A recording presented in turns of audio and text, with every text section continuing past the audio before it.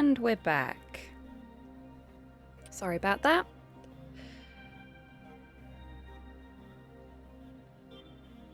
Don't know what happened there. Chibitan crashed. Chibitan has crashed again by the looks of things. This is not good. Poor little Chibitan is having a bad day. Tomahoop, welcome on in. And thank you for contributing towards the Romancylvania challenge. Oh dear. Chibitan, what's wrong with you, little friend? Why are you crashing? Is this because I updated you earlier? Because that's twice now the first command has failed. There we go. Okay, so it says I'm the fastest thing alive, but we know that it was Cyborg and Tomahoop, seeing as I've had to reboot the stream. It is working.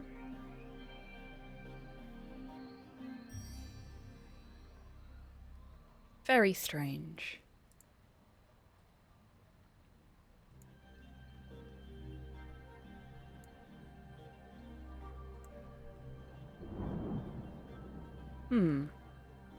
It's never done that before.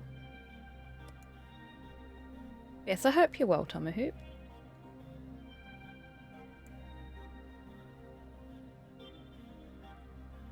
And Cyborg, if you are still there. Oh no.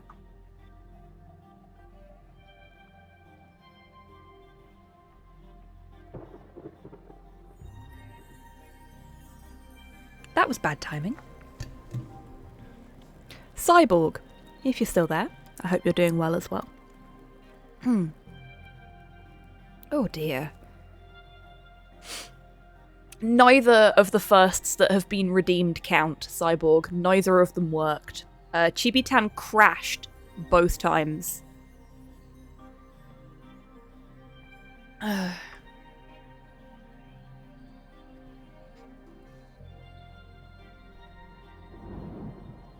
don't know why. It's very strange. I don't know if it's just the first command. We'll have to see if Chibitan crashes again. I mean, if it does, there is very little I can do about that because I'll be speedrunning. But we'll see. Let me try...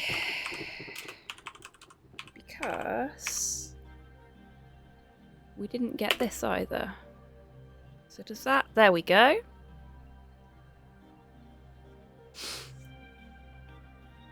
So Chibitan is working now. It had a little bit of a strop. That might be because I forgot to switch it off between streams.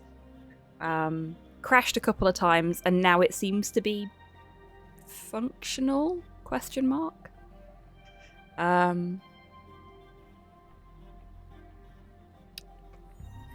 Okay. I'm in a bit of a funny headspace tonight. Like, there are a lot of things I want to do in terms of speedrunning at the minute, and I was looking through the list. Oh, you're more than welcome, Tomahoop. You're a fantastic streamer.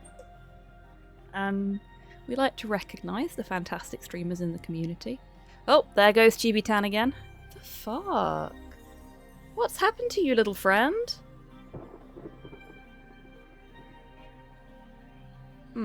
I wonder if it's something to do with that particular view screen. I'm gonna leave it minimized and see if that fixes the problem.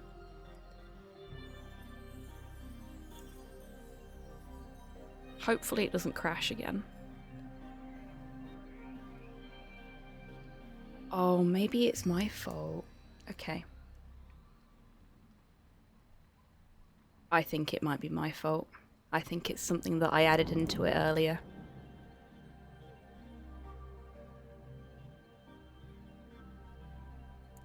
I'm going to disable that. I'm going to fix this before I start doing things, because...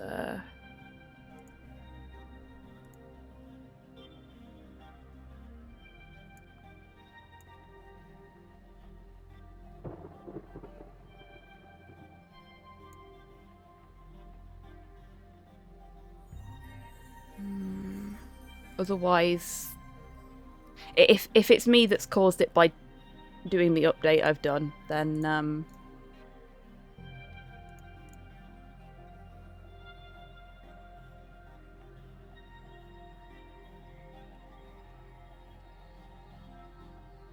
doing what I'm doing now should fix the problem.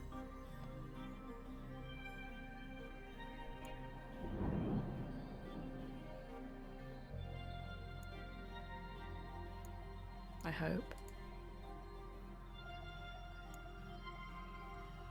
Okay.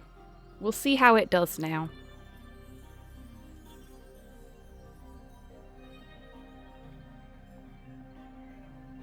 I think what's causing it to crash is that I have attempted to add something to the pronouns bot, but do it in a way that I know how to do, rather than using the code engine that is behind it all.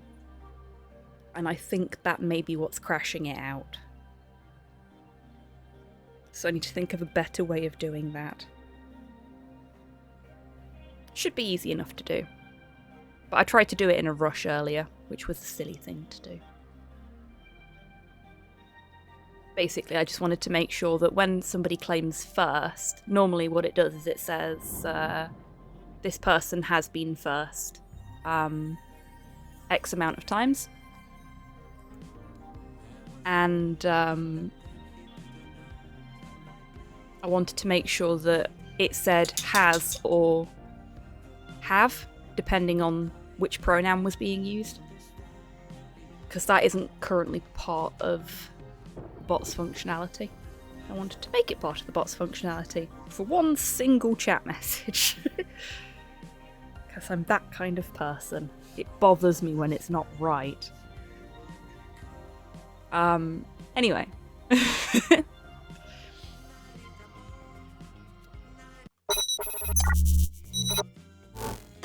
The plan, such that it is today, is to just see if I can get a better time than I've had previously. Now, there is a trick that I have been shown how to do to get through one of the boss fights really quickly, and I would like to have a go at that. But, other than that, it's just going to be a case of sort of de-rusting tonight. I'm not expecting that we'll get a better time, but if we do, we do. You know? Anything else? Oh, right, yeah. I need to put that back on.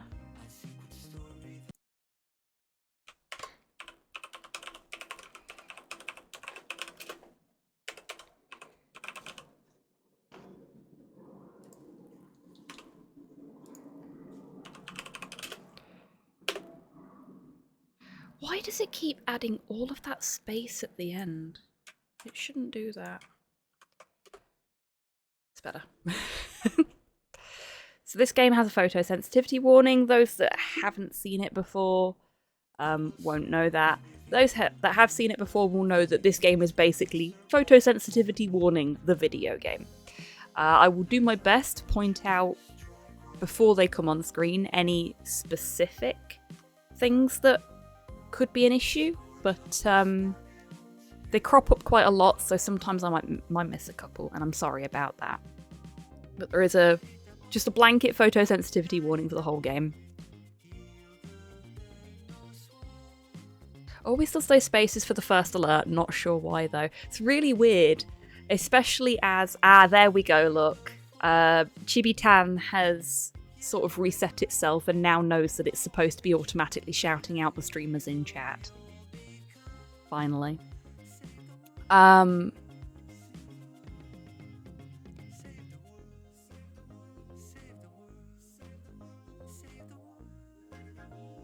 Either that or Chibi-tan's just bricking itself right now.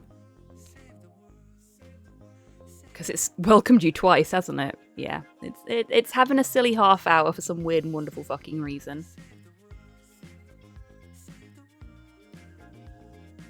Chibi-tan, calm down. I have cleared all my save files out, intentionally on this game. because I had two saves that were at the very end of the game. One from my world record and one from my run before that. And then I had one in the middle that was at the exact boss that I needed it to be at to test the thing that I was shown how to do, but I didn't do it right the first time, and then it saved over it, so automatically, so I couldn't try again. But yeah, so we're gonna start a brand new save. Timer doesn't start until after the opening cutscene has played, so I'm actually just gonna let the opening cutscene play. Oh, I should have checked actually. Is the volume okay? Because I had the music switched all the way down for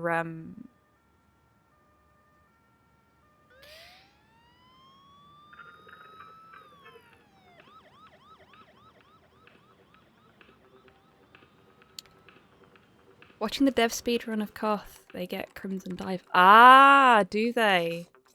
Welcome on, Indy. I hope you're doing well today. Let's hope that Chibi-tan doesn't start welcoming you every time you speak as well. It's having a bit of a rough evening. Not quite sure why.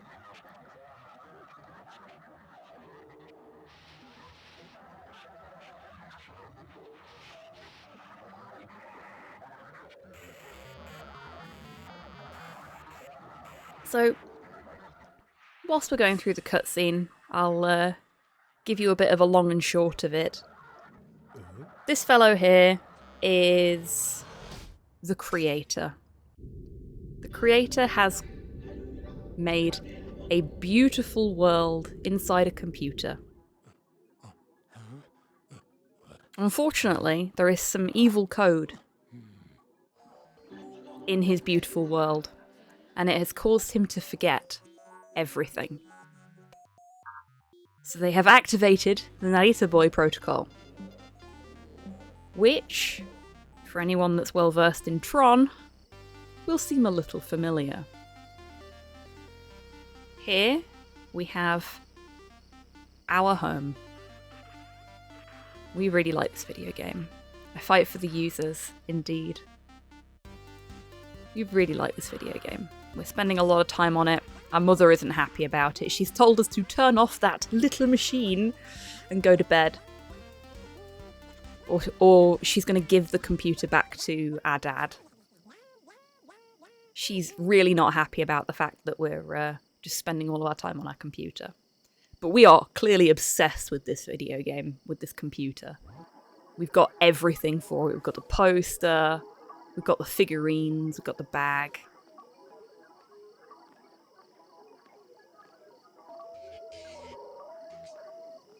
That's weird.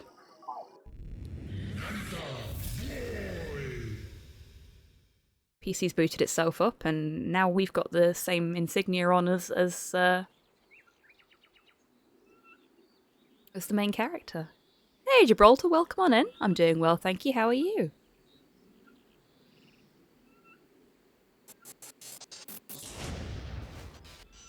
Ah, we appear to have been zapped into a video game. Feels familiar somehow.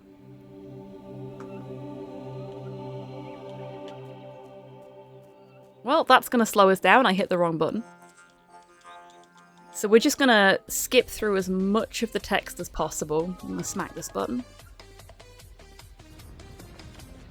Pudlord, thank you so much for being subscribed for 18 has been a sub months. for 18 months. Very naughty. You'll be speed and some runs. Okay. So the early game is mostly just about moving through the spaces as quickly as possible. We're going to have some flickering lights. Oh, we need to talk to Motherboard. Motherboard is going to basically give us an info dump on what has happened in the Digital Kingdom, why we've been summoned here. And there'll be more of that. This is quite a talky game if you're actually playing the game itself rather than just running through everything. But it's not... Oh shit, no, I didn't need that one.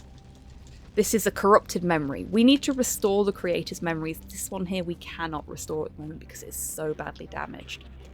Flickering light warning, sorry, I forgot about that one.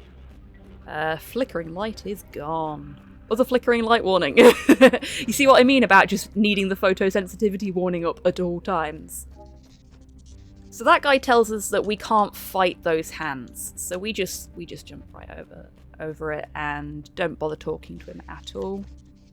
We skip that little platform right at the edge there and we go this way. Now you may notice we don't have a health bar at the moment. That is because if anything touches us, we're fucking dead. We have no way of defending ourselves, we have no armor, but that's okay. We're gonna go this way. And we're into the Technofather's castle. This game is so pretty. It's a very, very stylish game and the controls are really nice as well. And we get these lovely little intros for new enemy types. So this is a little awkward. He wasn't quite where I expected him to be, and it's kind of thrown me off a little bit. Oh shit. Yeah, no, that's unfortunate.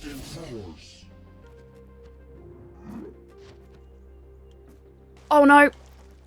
I tried really hard not to just land on top of that one. This is going to be a rough run, but it has been a while since I ran this last, so...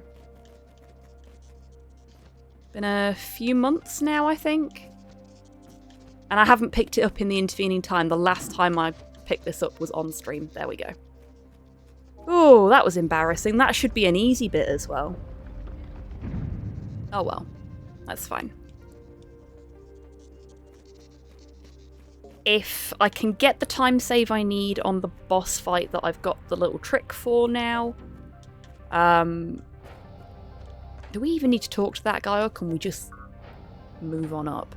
We're going to be going into a room that has a lot of flickering images in a moment. Right now.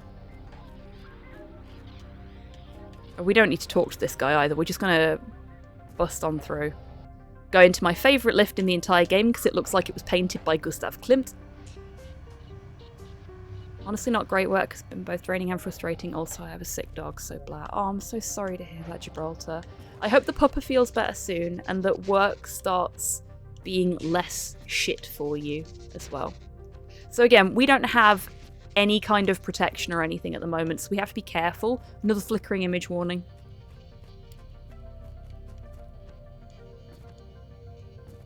So in this area... Ooh, got a little bit of a lag going on there. Really big flickering image warning in a moment. This is a wonderful little nod to Arthurian legend here, if I can get it to work. There we go.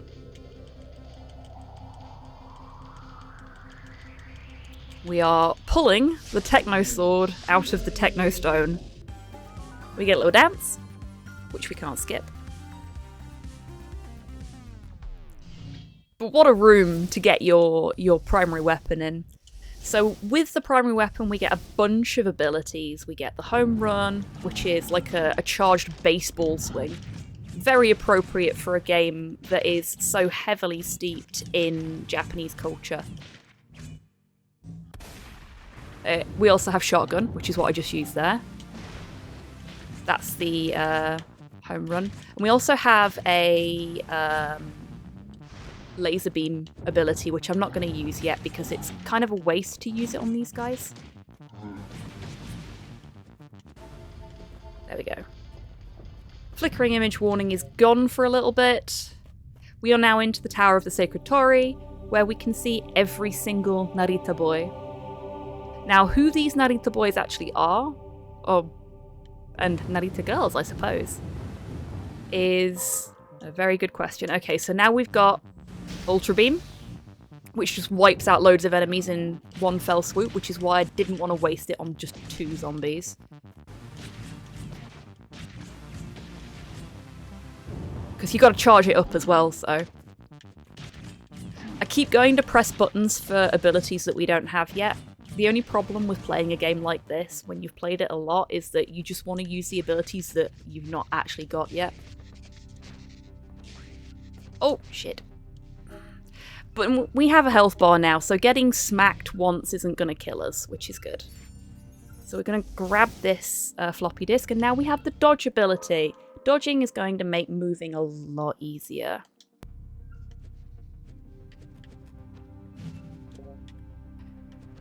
There we go. We can now use a combination of dodging and jumping to move through areas a lot quicker. So motherboard gives us a bit of information there, and this is the one I was looking for earlier when I kept pressing the button on the same one. Silly me.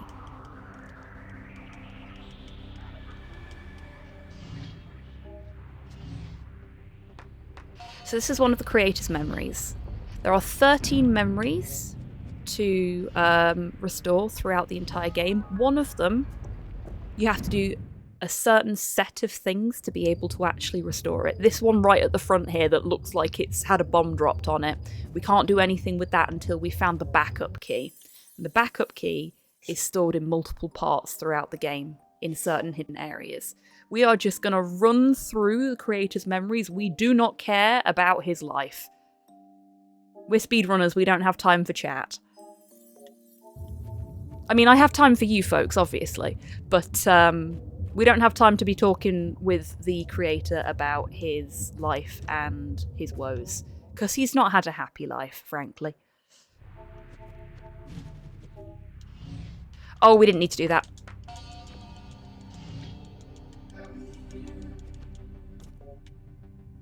But that's fine. We're making decent progress.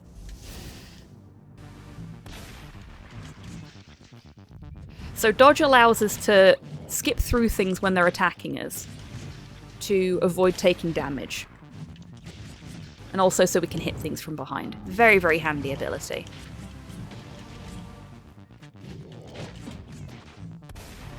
See? Very nice. It doesn't do any damage of its own, but really it doesn't need to. There we go, that was nice and quick. And now we use dodge to get over here. Press this button. This little cutscene is going to be very important for us as we're doing a 100% run. It would not be important for anybody else. We also need to talk to this guy over here, who I always forget to talk to, and he gives us the key to the garden. Hello, Aldo. Welcome in. I hope you're doing well. Okay, so now we're just going to dodge all the way back over here, up here, and we've landed perfectly there.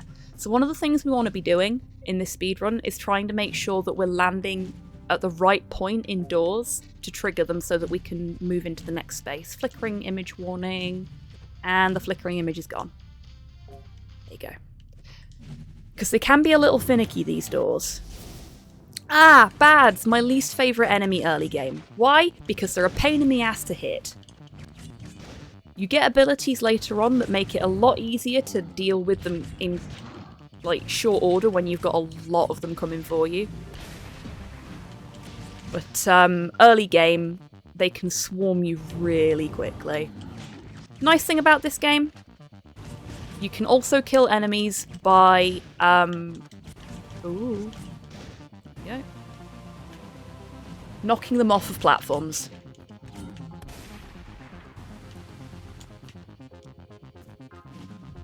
There we go.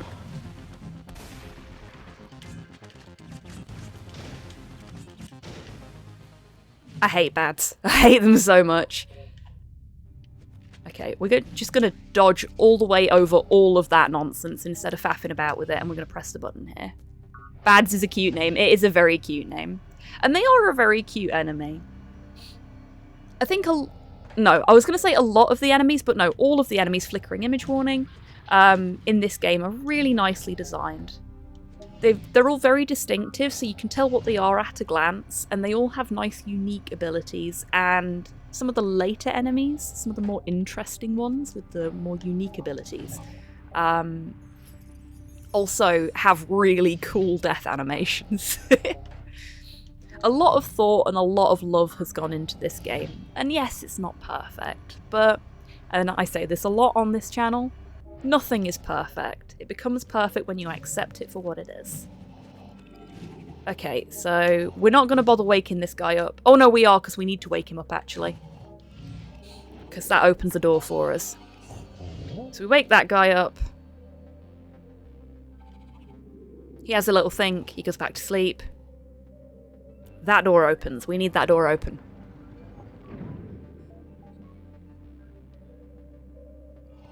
Now we can run along. Dodge over here. We pray to this. Because what we're doing there when we do the little hand clap and the bow, that is a traditional Shinto prayer.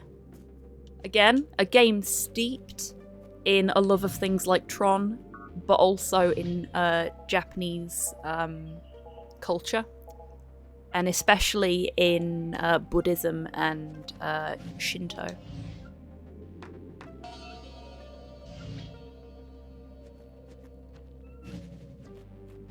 Podlord, thank you for contributing towards the Romancylvania challenge. Much appreciated.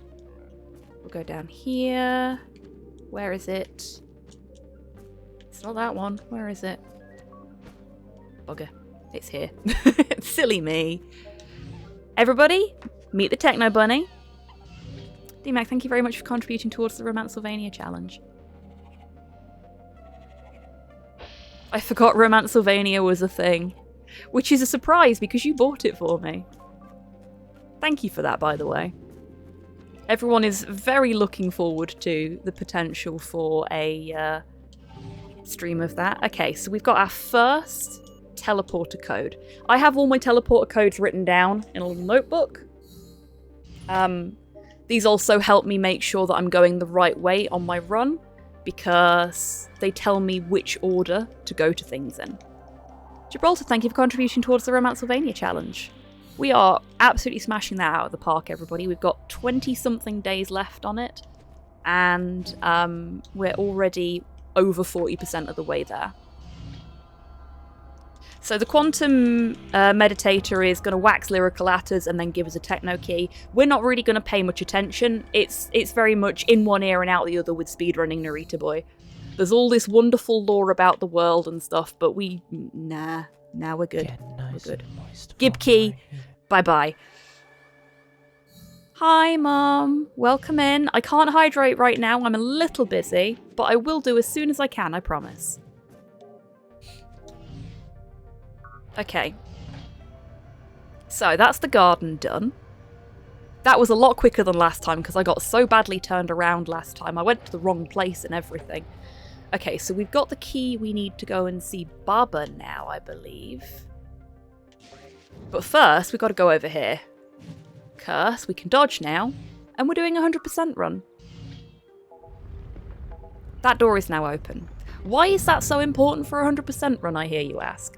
Well, everybody, that is where the first part of the backup floppy disk for the memory that we have to get as part of this run is stored. And this is the only point in the game when you can get it. I didn't need to kill that zombie, but it kind of got in my way, and I figured it was easier to just do that than to do anything else. So we're going to quickly pop in here, grab this floppy disk.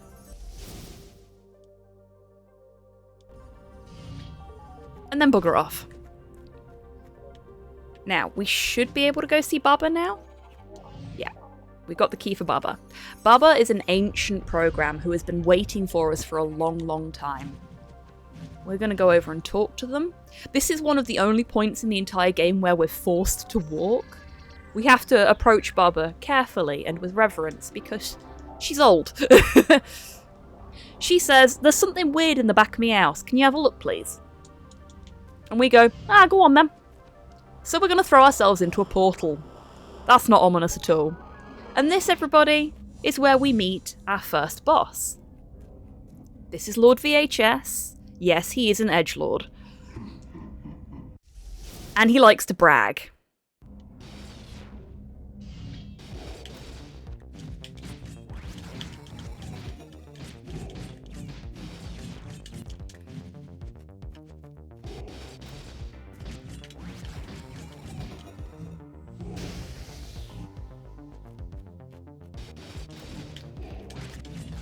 Oops.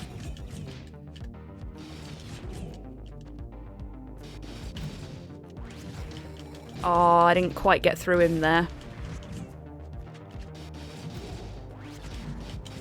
There we go. Lord VHS done. Not my best split for that particular fight, but that's okay.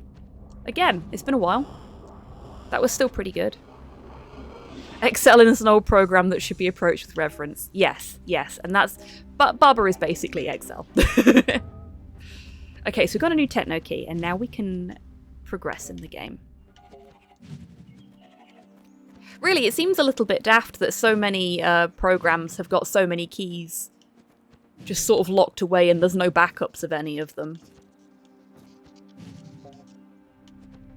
Almost like that could cause some problems. Okay, so we're going this way.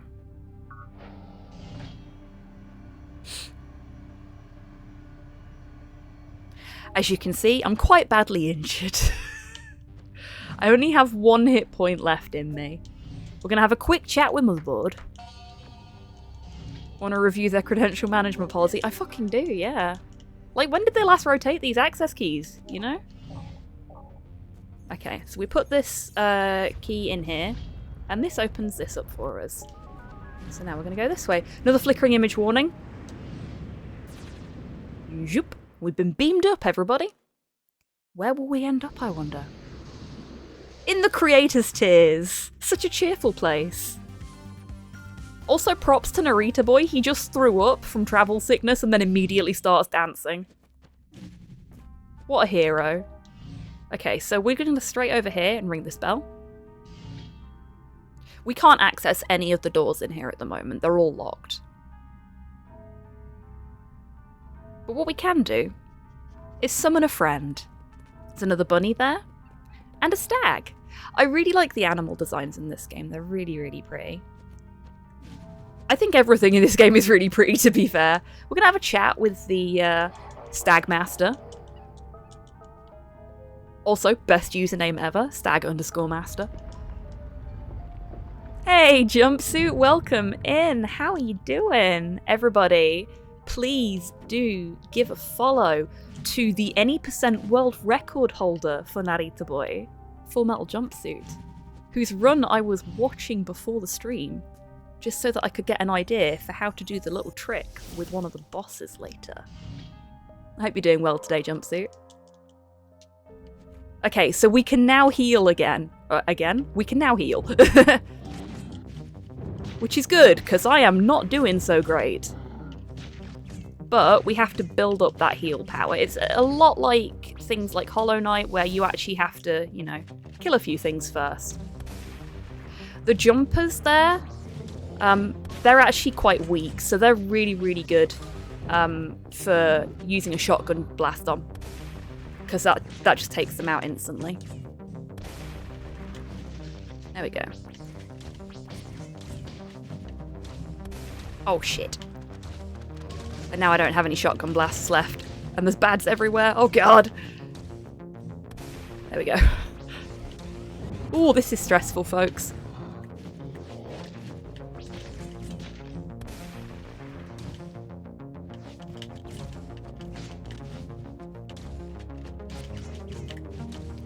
Yeah, this is not going to be a good run. But that's okay. It's a D-Rust.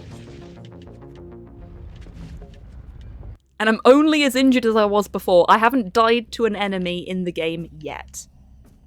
Got a little bit of lore for the creator there, but we're going to ignore it and just go straight up here.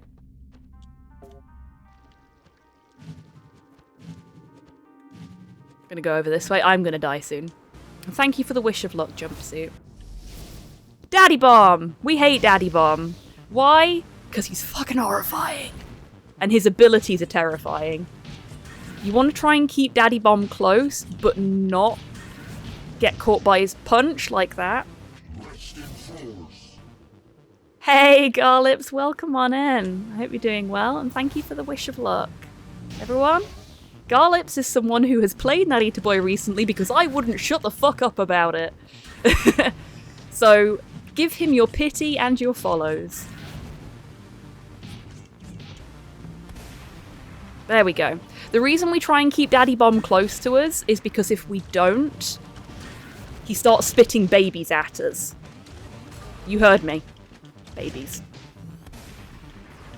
Like that!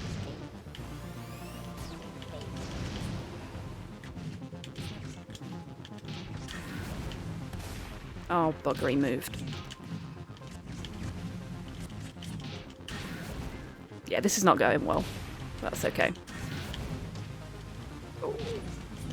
What I'd give for a shoulder barge right now. There we go. take an opportunity to have a quick heal. Deal with the bads. There we go. Whew, that was stressful. Okay, so now we're over here. And we need the second of my codes. Okay. Is he a printer? He's a baby printer. Yeah, basically. We go this way first, I think. Yeah, we go talk to the baby program first. This game also has a lot of pregnancy themes in it, so if anybody is uncomfortable with that kind of thing, I would advise looking away. But we're going to do this memory first.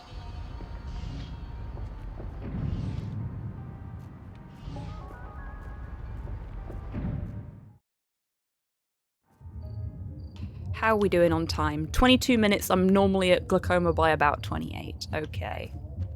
No pressure. Again, we're going to run through the creator's memory here. This is really giving you a flavour for just how important Shinto is for... Network is now following. Destry Network, thank you very much for the follow. Welcome on in. I hope you're having a fantastic day. Yeah, it gives you a good idea for how important religion is for the creator. Because everything in here is based on the creator's thoughts, feelings, and memories. And that's the important thing to remember here. There's a lot of talk about mum, and a lot of talk about religion. So you've got a really good idea for what this guy's like and what's important in his life. We're going to go this way. This is probably the most backtracky bit of the game. I may be wrong there, but it feels the most backtracky to me. And it's a lot less backtracky when you're speedrunning it than it is if you're just playing it casually, because there's an entire bit that I have skipped here, which Garlips is probably now going, oh shit, I don't need to do that at all.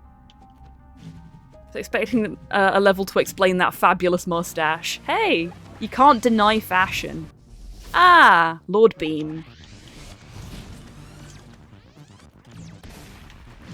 These guys are pretty weak, but they also explode when they die. So dealing with them quickly and then getting the fuck out of the way is generally the best option. There we go. Got a 2 for there, that was very nice. We do love getting rid of enemies quickly. It's kind of the point of speedrunning the game, you know? Ah, bugger. Oh no, I've got one left. We'll get a quick load in there while it's saving. We're going to go see the pregnant program now, so if anybody has any issues with pregnancy again, yeah, look away. We're going to have a quick chat with her, and then we're going to leave. She's given us a key, that's what we care about. Now we go back this way. And this is why I say this is the most backtracky bit of the game. To actually get the code when you're playing casually, to be able to go into the main area of Creator's Tears, where we spoke to the little baby program, you actually have to go even further into the level and do a bit of running around and talking to people. And a frog, a really big frog. We like the really big frog, he is lovely.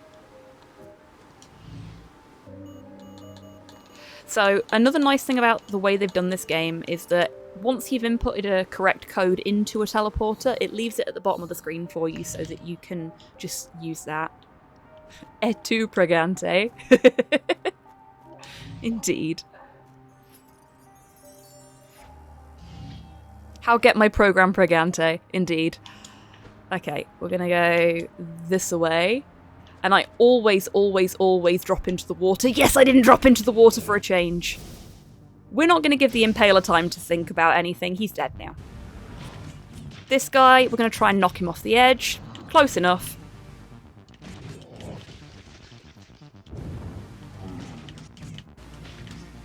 That guy we knocked off the edge. This guy off the edge, off the edge, off the edge. No, okay. One of them off the edge is better than none. Why? Because less time in the animation. Go. We'll deal with the bads as quickly as we can as well. 2 more off the edge. Lovely stuff. Oh, that one hit me. And another one. Nobody in this game can swim, except for the people that live in the Blue Kingdom. But Narita Boy definitely can't. We're not going to ask what these two programs are doing, we're just going to take this floppy disk and leave. Oh, I messed up my placement there, that's a shame.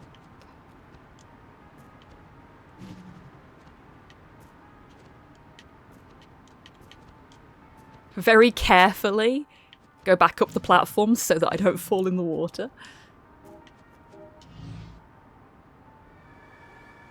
Also describing what you're doing and why. I'm gonna hit this VOD up again tomorrow and make copious notes. Oh, bless you, Garlips. That's so sweet of you. Thank you.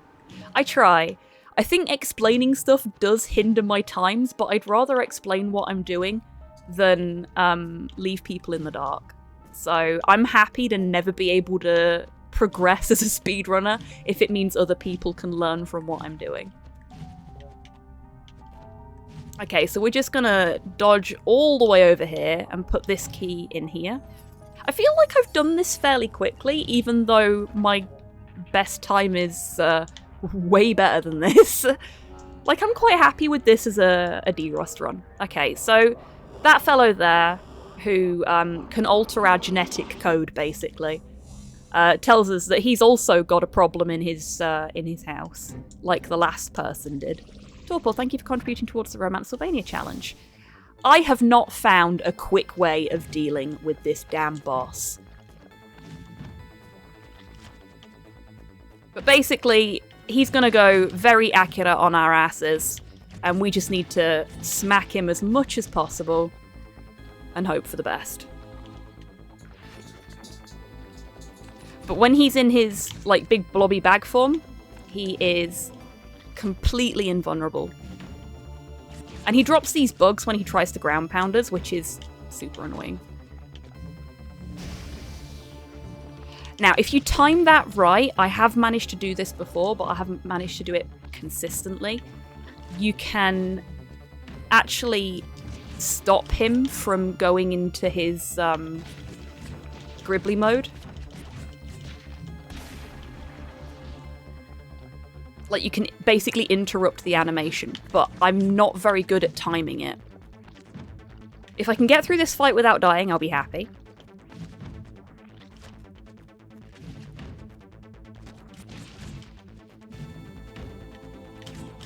That'll be, you know. There we go.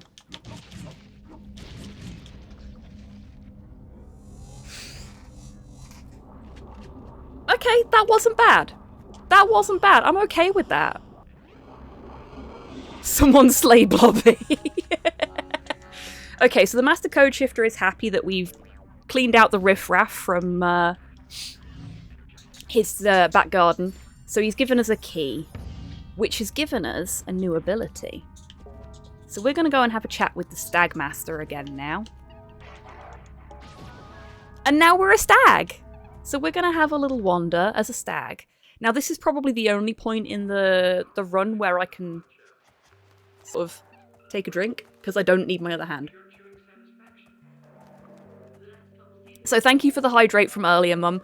I will deal with the treats when I am not in the middle of a speedrun. But thank you for redeeming them for me and Porthos. That's very kind of you. This bit is such a wonderful breather when you're just playing casually, but when you're speedrunning it, you just fly through it as quickly as possible, or I suppose leap through it, seeing as we're a stag. And now we get one of the most useful abilities in the whole damn game, the Shoulder Bash. I love the Shoulder Bash. It's basically like a dodge, but in the opposite direction, and violent. And as you can imagine, Shoulder Bash is going to come in very, very handy, not just for getting through obstacles like that, but also for causing damage to our enemies to try and clear them a bit quicker. And these guys here, you cannot beat them without the Shoulder Bash. They are actually designed so that you can only deal with them with a Shoulder Bash. See? You have to break their shield, basically. Oh, I hit the wrong button. That was a bit of a waste. Oh well. Oh, these guys, they don't cause you any harm. I don't even know if you actually have to kill them. Maybe you can skip through them. We should do some science on that. Missed. There we go.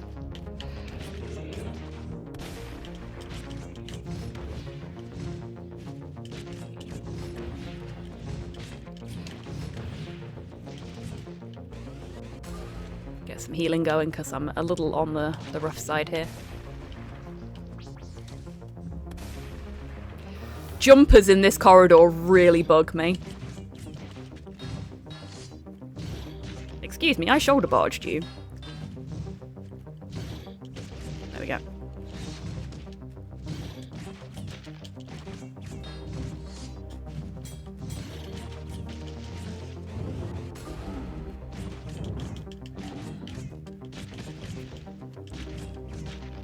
Yeah, you've not got a lot of space when the jumpers show up here, because there is going to be another one, I think. I don't think it's just the one that turns up here.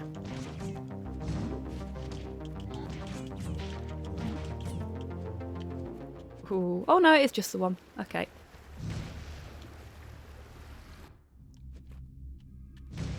I am not... Oh, there we go. I'm full health again. Lovely stuff. Which is good, because we're about to fight Black Rainbow. Black Rainbow is my favourite fight, or one of my favourite fights in the whole game. She reminds me of Ink from Batman Beyond, and Ink both terrified and fascinated me when I was a kid.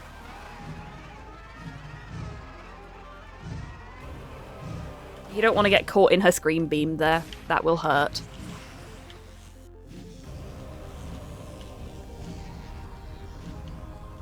So we're just trying to dodge over her. Oh, that was mean. Ah, shit. That was a waste. And here, we just have to bait her a little bit and then dodge out of the way when she stops to charge her beam. There we go. Easy peasy. Where's she going to be next? There. You get a nice little bit of warning when she's going to show up, but sometimes it's not quite enough. And something I've been thinking about quite a lot when I've been running this... Ah, here we go. It's the fact that every single boss that we fight in this has at least one ability that we will see during a final boss fight. Ah, she got past me.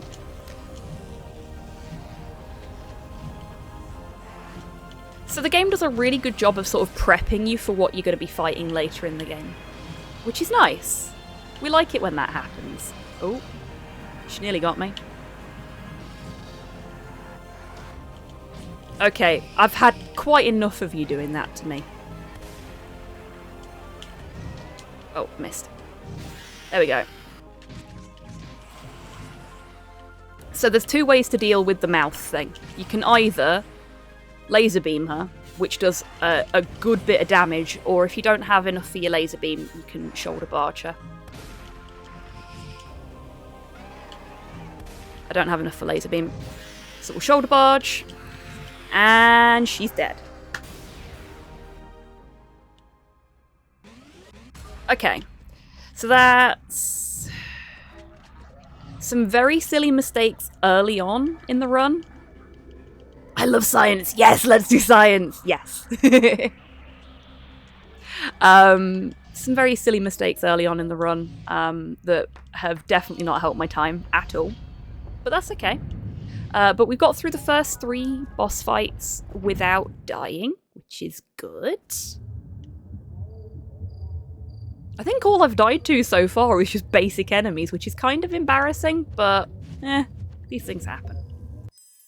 Okay, and we've got some memory running to do now, so off we go. Oh no, I've gone too far. I always do that in this memory. Go this way. I'm so just tempted to just follow where the little screens are when we don't care about the little screens. Because we're not caring about the story today, we're just caring about the speed. One of the things I really love about running this game is that it is just really nice to look at. Oh, this is the best boy in the entire game. This is Synth Sensei. He is the Digital Kingdom's bard. And he is just an all-round good boy. We love him. Flickering yellow lights.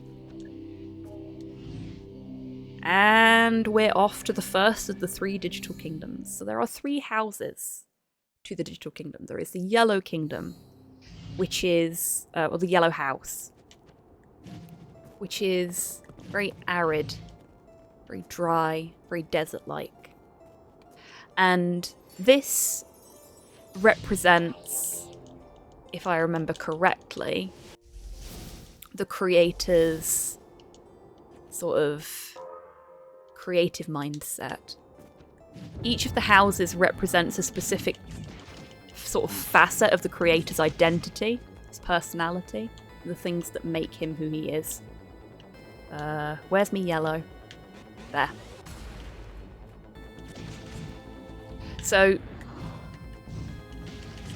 Wildfire is an ability that allows us to, if we have a coordinating colour,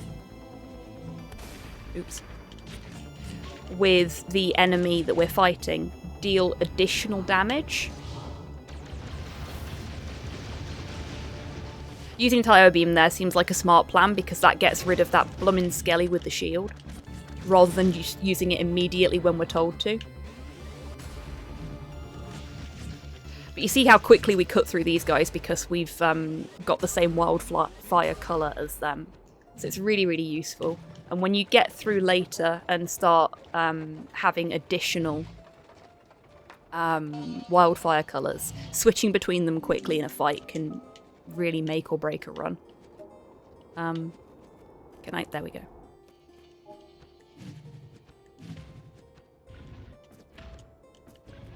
Okay, so we've got a big hand there. We're just gonna damage boost through these guys.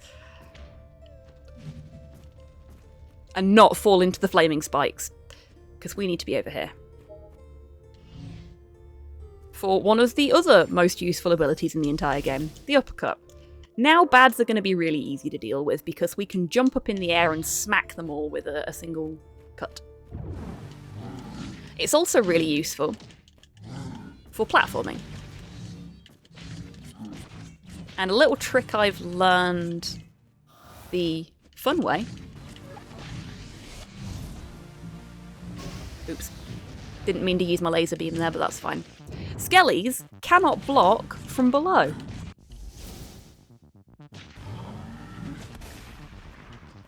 Big Z didn't get much of a chance to actually fight me there, and that's a-okay.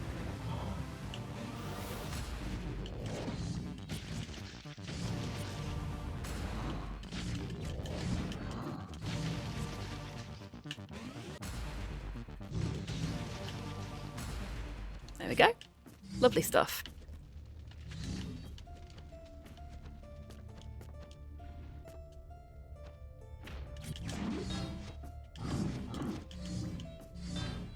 My only problem is that I have so much trouble actually getting the uppercut to work when I need it to in certain areas of the game. There we go.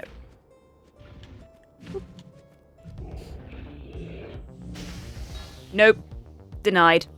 Oh, I forgot about you.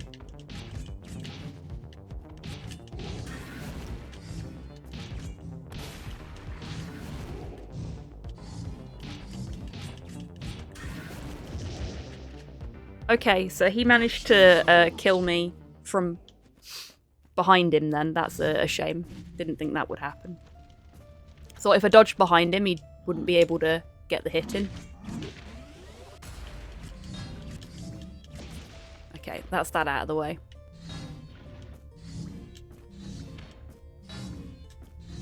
We'll just do that. It's fine. Our wildfire should have time to recharge before we need it again anyway. Ooh. Okay, this guy we're going to deal with the old-fashioned way. By apparently completely missing with our shotgun. There we go.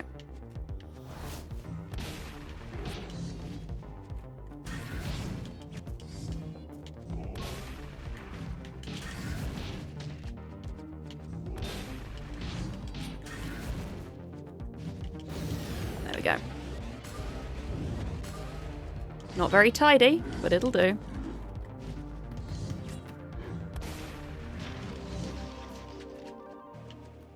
So we only got those 3 to fight there, but yeesh.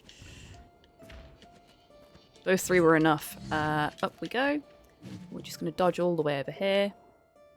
Come in here, press this button.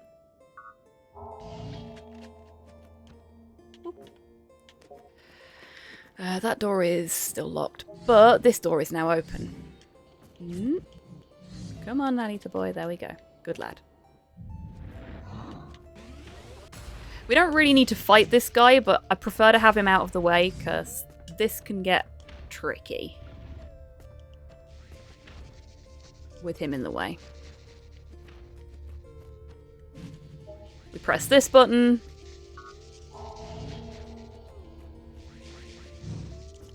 And then we dodge back that way. Oh. I timed that badly, but it's fine. Have a quick chat with this fella because he seems to want to talk to us. There we go. Now we've actually got our objective. We've just been doing all this for no reason.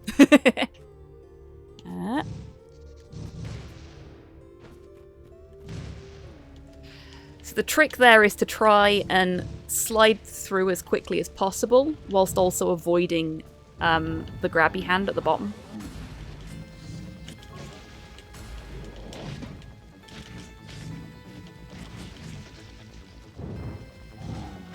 Just push him into the fire. And that's why I love the uppercut.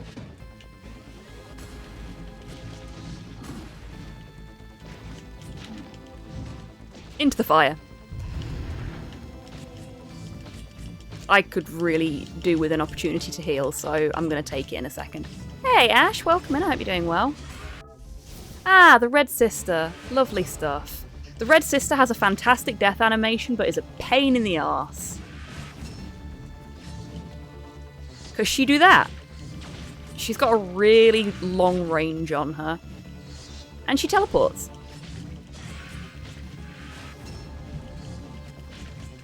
Oh, thank you, Slow.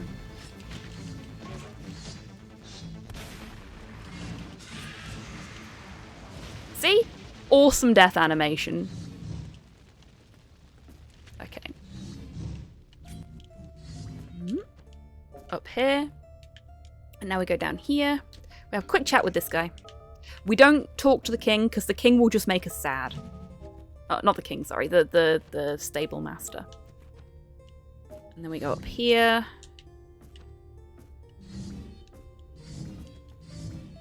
Press this button. And now, the front door is open. Amelia, thank you for contributing towards the Romancylvania challenge. And welcome on in. This fight can be skipped. Ah, can it? Do tell. Oh shit, I spoke to him.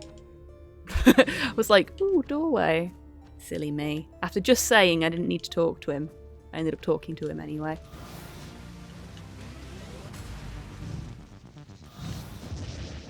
Ooh, I died. And it's checkpointed me here, unfortunately. Oh, shit. Yeah, so this is definitely not going to be any improvement on my current record. But that's fine. I hit the wrong button there. There we go. Oh, shouldn't have done that.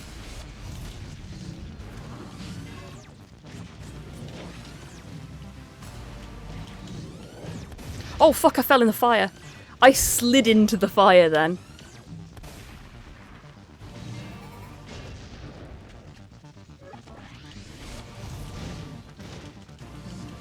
I will read your message in just a moment, jumpsuit. Are we done? We're done.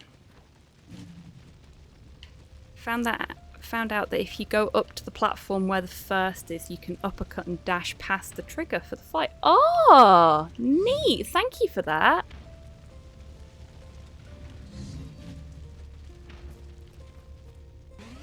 Let's stop for a second and have a little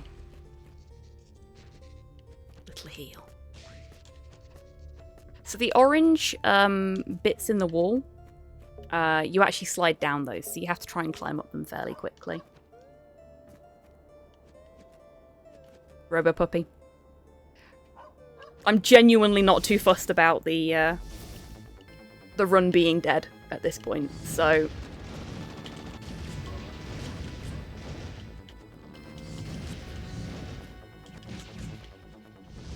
I don't mind stopping to go, look, a puppy! So with these guys, the necromancers, you literally just ignore everything they summon and kill them. Remove the head and the body dies, basically.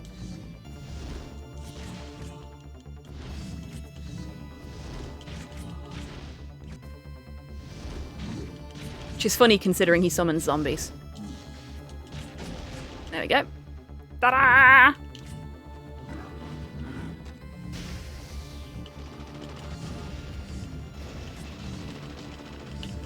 Ooh, that Baron got me. Bugger. Where's he coming from next? There we go. Yeah, I really do love the enemy designs in this. Ooh, suspicious red tower. That couldn't possibly be something we need to worry about.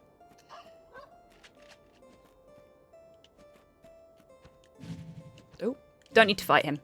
So we're not going to bother. Just going to leave him there on his patrols.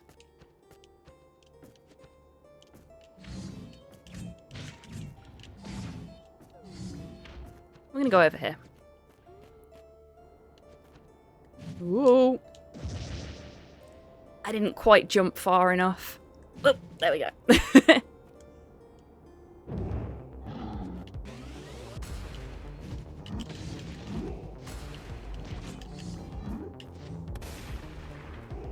Okay.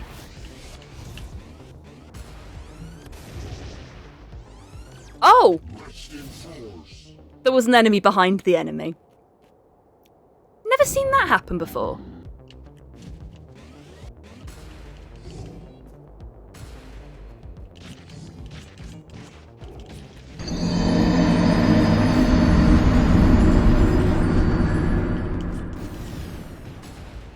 There we go.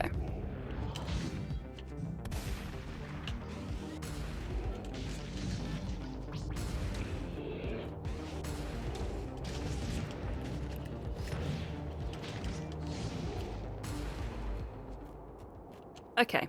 The second time that was better. Okay, so we want to go not to where we're supposed to. This is the first point in the 100% run where we go to a different location to the location we're supposed to. This is Tayo Beam's room. Was it loud for you? Because it was not loud at all for me. I didn't hear it at all. I'm so sorry that was so loud.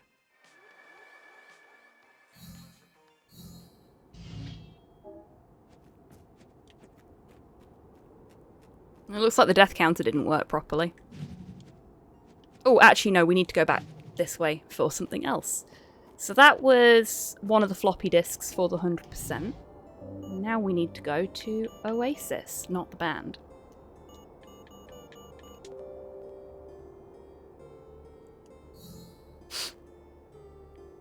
There's one that... I don't know if you got the one in the Red Kingdom either. Caution! Quicksand!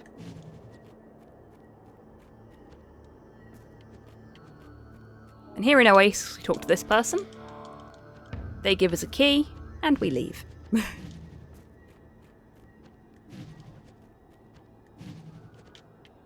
So each of the tricolour dudes has part of the backup floppy disk in their... There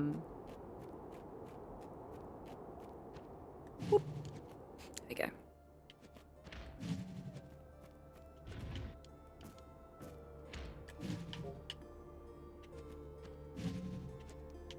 Not that one. In their room. We're not going to bother talking to this person, we're just going to go straight here. And then there's the backup floppy disk piece that's in the bit at the very beginning of the game as well. And the piece that you get from Redbeard. This is the Inquisitor. There are many like him, and we'll kill them later.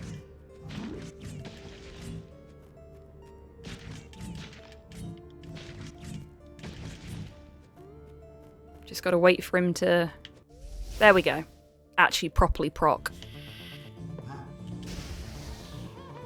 So he's gonna come and he's gonna poke us in his giant form and then shrink down and run away. So we're just gonna smack him as hard as we can. Every time he does. Where is he? There we go. And hopefully he won't be able to smack us at the same time. There we go, look. Little fucking coward keeps running away. Where is he? He's over here. Now, I've got headphones on for this fight, and you can sort of tell, like they've done a certain amount of surround sound for him to tell you which direction he's coming from. So you have to listen carefully for it.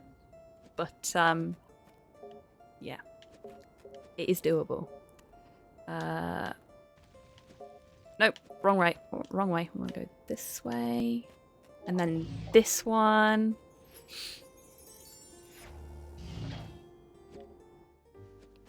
And then we're going to go straight over here. We're not going to talk to that guy. We're just going to go straight to this thing. I hate these. Least favourite thing to fight in the whole game.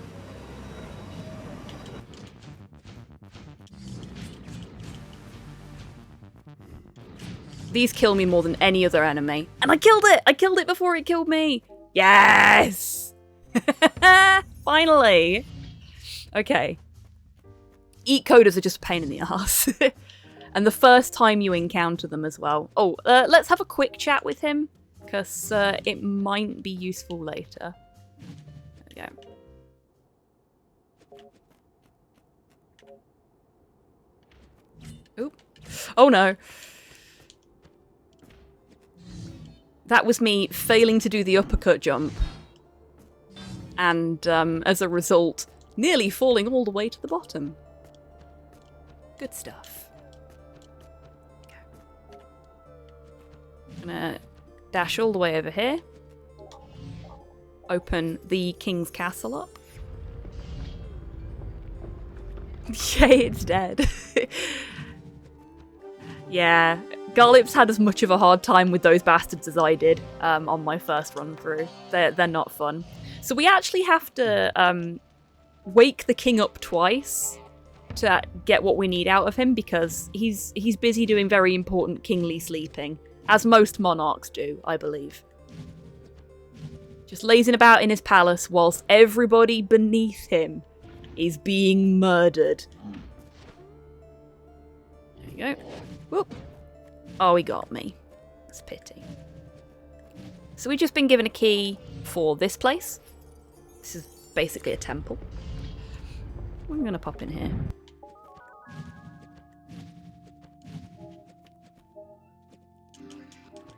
Oh, we didn't need to talk to them. I always do that. I always talk to people I don't need to talk to. And we've got another memory.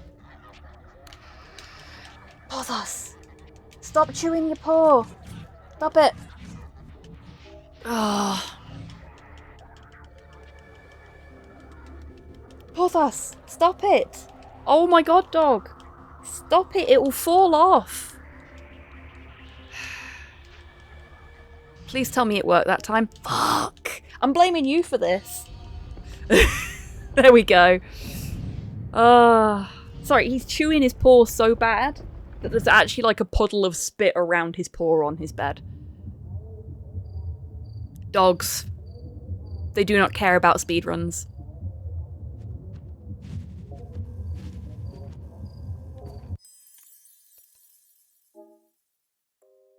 Okay. So, in this memory, we learn that the creator's mother was very sick.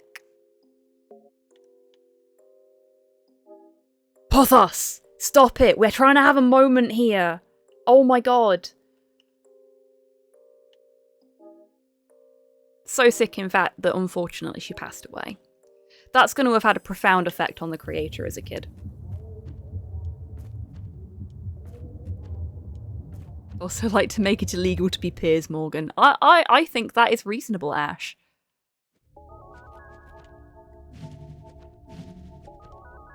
Oops. And now they actually talk to us, so, you know, they needed to talk to us there. We didn't need to talk to them beforehand. We're gonna head over here. Bye, suspicious pillar! Oh, never mind. And this is Dragon. Say hello to Dragon, everybody. Dragon's gonna try and kill us. Oops. If Dragon's minions don't first. There we go. So Dragon is teaching us the importance of mid-air dodging.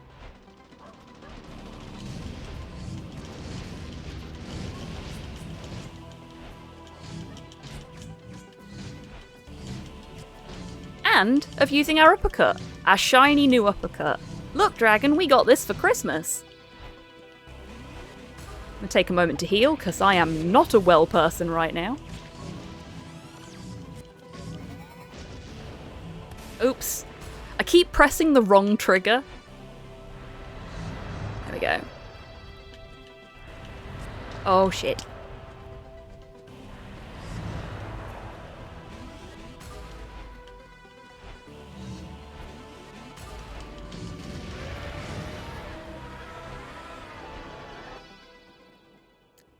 Bye, Dragon. See you later, maybe. We're gonna see the dragon later. As you may have noticed, it didn't explode and disappear from the screen. It flew away. Like a coward. Oops. Oh, shit. Oh, we're gonna take that to the fucking bank. Because that should not have happened.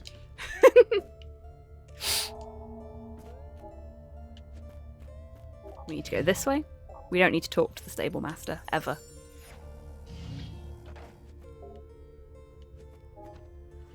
Okay, this bit is static, but if you haven't gone looking for the code, you are going to get very confused in your casual playthrough. I need to find it on my list, though. Here we go. I did not prep appropriately for doing this now, even though it's... Oh, shit. I went the wrong way. I picked the wrong one, even though I've got them in front of me. That's fine. Boop. Now, if I remember rightly, Garlips did this by brute forcing it first try without having picked up any of the code pieces, which is really quite impressive. This one now. And... there we go. Rainbow, let's go. Oh shit, did I get a rainbow split on Dragon? Nice. I did! I got a sub 1 hour dragon!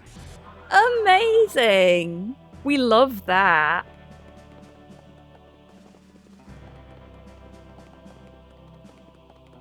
So this run, my current PB for this is 2.5 hours.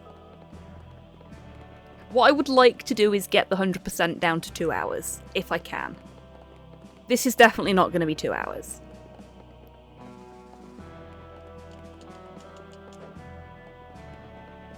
Yeah, and you did a grand job of it, Garlips. You really did. Okay, so this is a really fun little mini-game. There were going to be a lot more mini-games like this in Narita Boy, but they got trimmed for timing, unfortunately. There was even going to be one where you could ride Eat Coders, apparently. I'm one of these weird little nerds that follows the devs on Twitter. So I know about all this shit. But there's a bunch of stuff that had to get cut that will probably end up being in Narita Boy 2. Because yes, there's going to be a second one.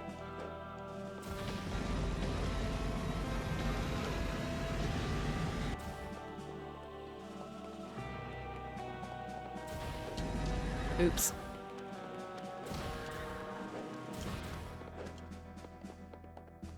This didn't go well. Let's see if we can fix that. There we go. Better. Much better. Oh, got some spikes there. And then my boost ran out.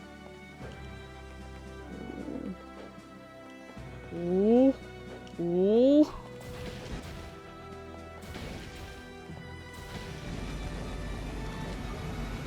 So you get extra boost for taking out all of the enemies in a group, which is why I'm trying to get the bads.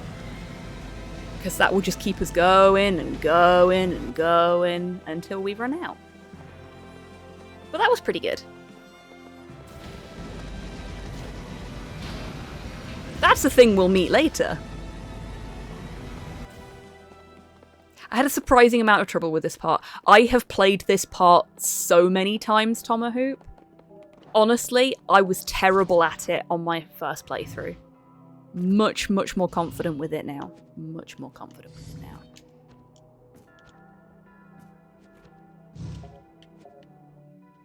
As any good hero does, when the front door is locked, we find the back door, and we break in. That's what heroes do, right? That's how this works.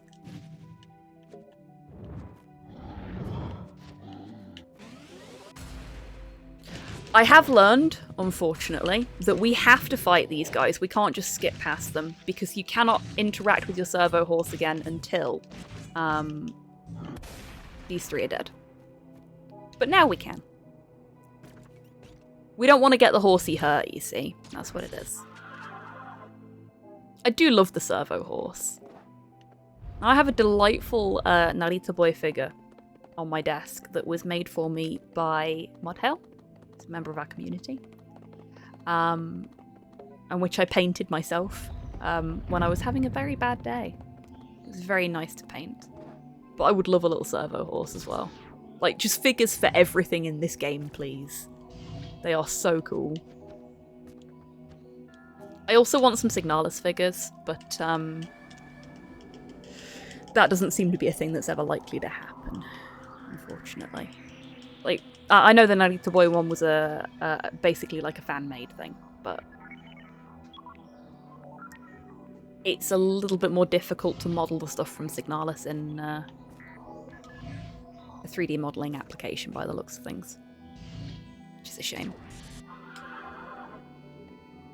Okay, so now we have basically like a mechanized suit. Our horse turns into a mechanized suit. We're not like a proper giant mech. We have some big armor.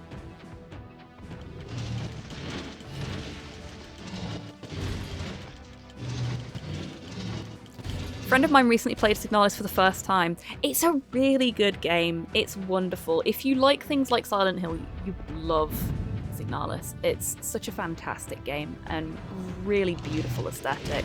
I mean, I'm biased because it's pixel art. But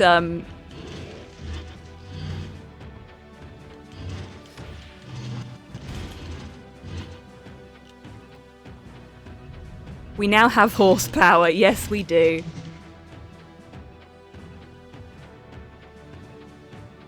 I do love the way they've made this feel so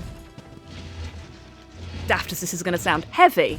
Like, it feels chunkier and clunkier to control than Narita Boy does. As it should, because you're in this big old servo suit. It should not be a smooth, fast experience. He's not piloting a Gundam. Okay.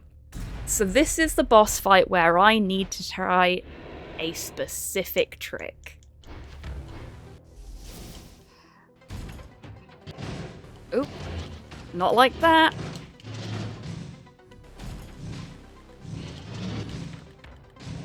Oh, I'm bad at this. So what you're supposed to do is... There we go! Spam shoulder barge whilst you're in the air. Ah, shit, I didn't do it well enough. That is something I need to practice.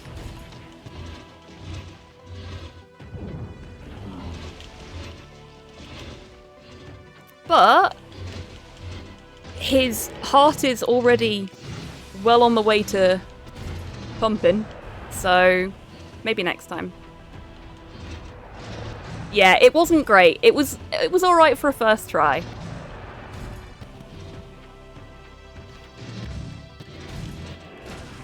Shit, I died. Oh well, we've got more time to practice.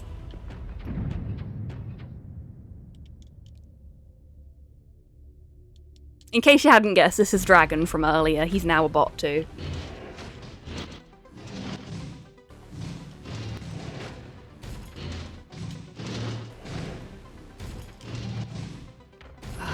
I'm not getting the angle right. I don't know if it's just, like... Oh, bugger. There we go. A little bit. Not great.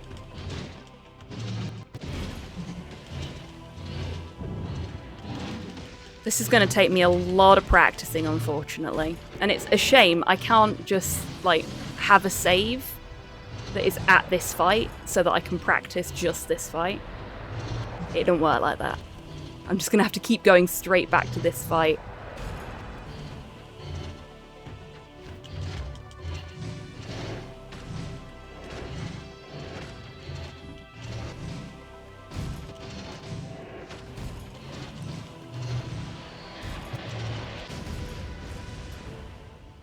That was still fairly speedy. It wasn't great, but it'll do. As a first attempt, it'll do.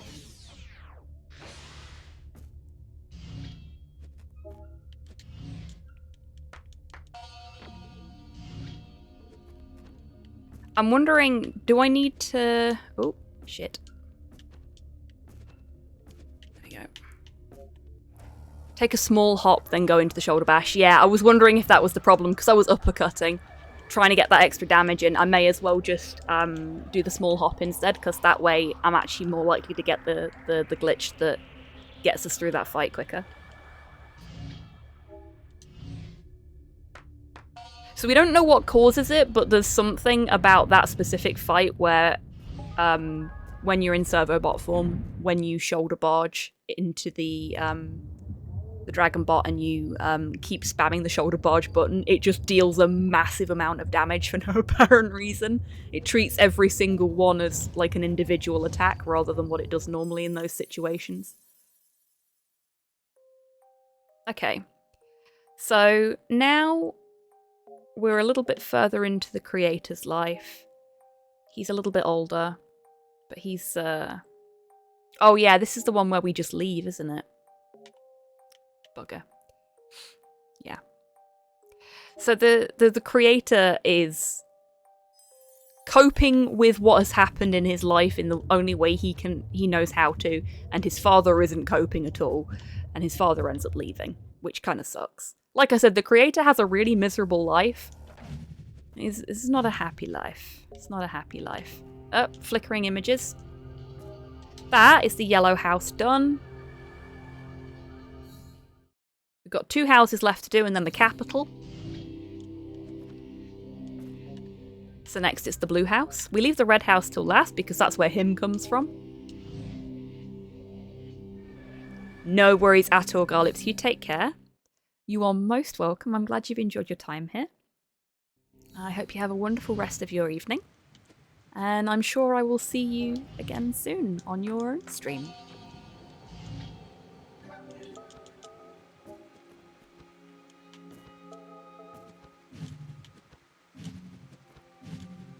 Okay. So, Blue House has an optimal route. Oh, nearly went in the puddle. Narita Boy proves that you can drown in a puddle in this game. Okay, so we've got an objective. We're not going to bother reading what the objective is, we don't care. All we care is that we have an objective. And this is our second guy. This is Ogairain. I like Ogairain. He has a cool name. It feels nice to say. He's our blue wildfire.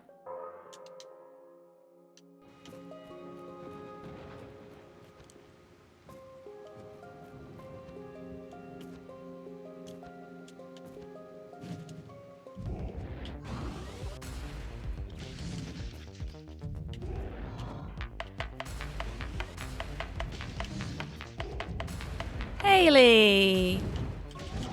Thank you so much for being subscribed for 4 months. Frappuccino Hope just you're doing well sub. today. Welcome on in. Naughty, hobbies hot lurking, but hope you're doing well, Dan. I am doing very well, thank you, Haley. And thank you for the lurk. I hope you enjoy your time in the Lurkers Lounge. Okay, that was a nice, smooth fight, and it was a showcase of switching between the wildfire colours. We don't need to talk to the hippies. The blue house is very much centered around the creator's religious nature.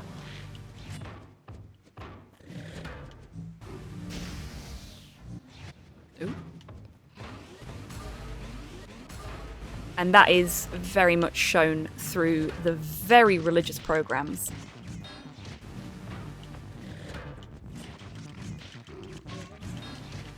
This guy gives us our first taste of enemies with unbreakable shielding that isn't the little hands.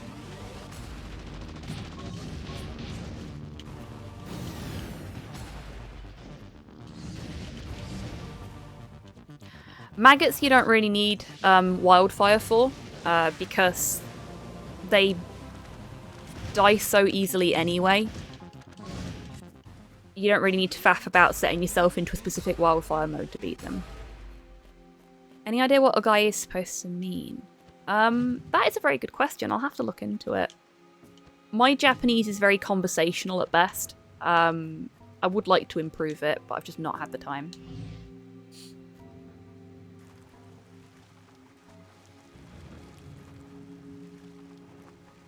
It could just mean rain guy, in all honesty.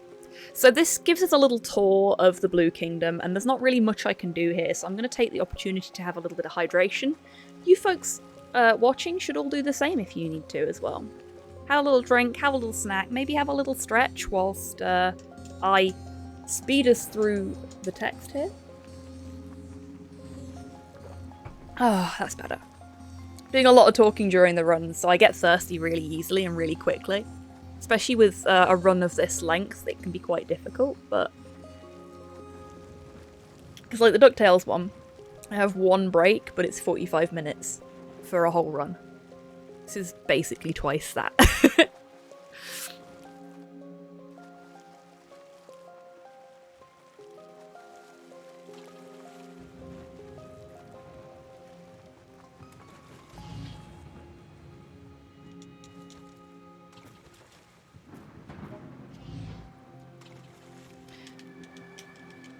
Get ready to say hi to the big fish, everyone. Not that one. This one. Hi, big fish. I love the big fish. It's a lovely friend. We talk to this guy, and he tells us that if we do some stuff, he will give us a new ability. I love the ability that you get here. Big fish, you do be swimming. Okay, so this is another area where we're going to stray from the critical path in favour of 100%. We're going to go visit Orgai's room, where there is actually a little preview of what ability we're going to be picking up. See if you can spot it whilst I'm meditating us out of here. Did you catch it? And now we're going to go and get our next ability.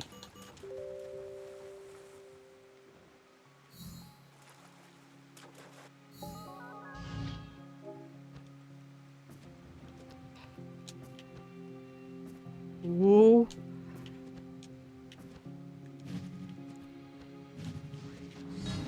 Oops. We'll just be patient. There we go. Hit.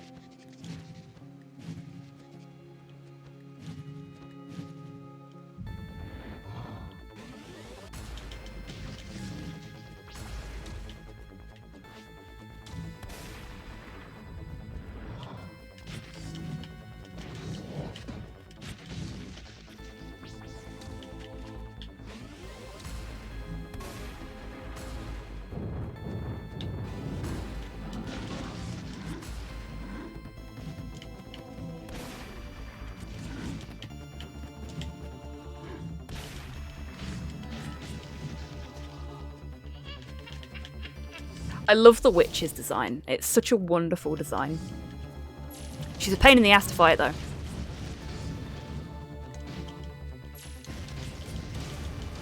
The trick is basically to try and stay underneath her, because she generally doesn't put fire underneath herself.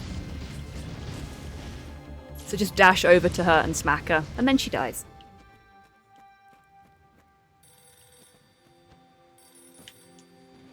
We're going to quickly pop down here, answer this phone.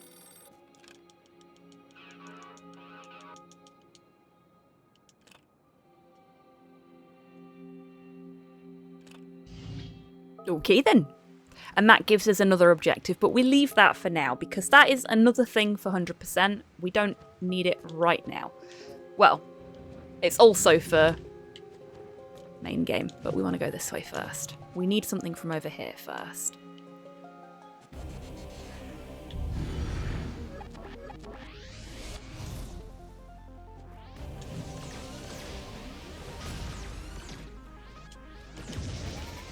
Oh shoot, yeah. There was no way I was going to get through them like that. Really what I should have done... I should have done it here as well.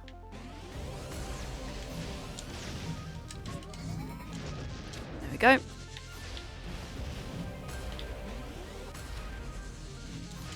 Let's deal with this guy. Oh. Blue Necromancer.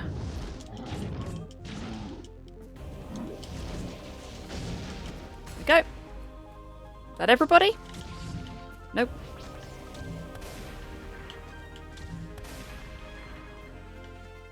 Now we're all good. Okay, that wasn't so bad. I mean, other than the dying.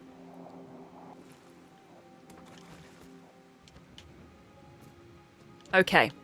I always fall in the water around here. I was going to say I always fall in the water in the cave. That we're about to go into, but no, I generally fall in the water here as well. I'm very clumsy.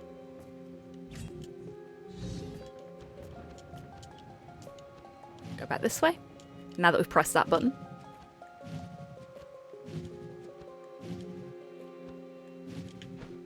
Go down here. Boop. Nope, not here. I do that every time. I don't need to come down here. Silly me. Once I've, no. There we go.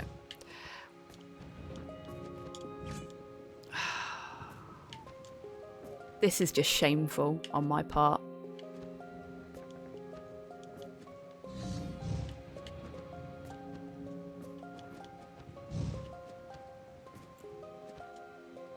Okay. I think we can do this now. And it'll be quicker than doing it later. I might be wrong. We'll see.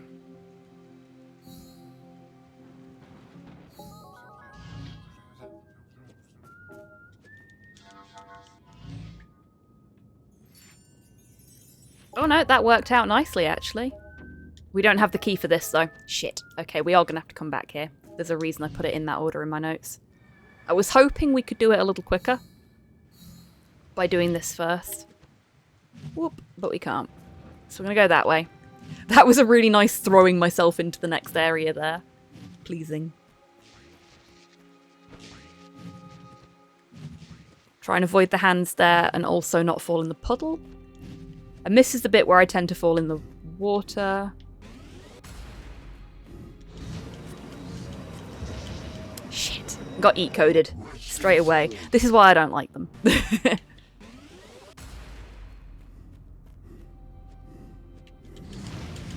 we go. If you get caught by them at just the wrong angle. That is water there. It will kill me. She's fine because she lives here. But I am not. I cannot swim. And I always just go, oh yeah, there's somebody stood there, so I can walk across there. That'll be fine. Every time. Every time.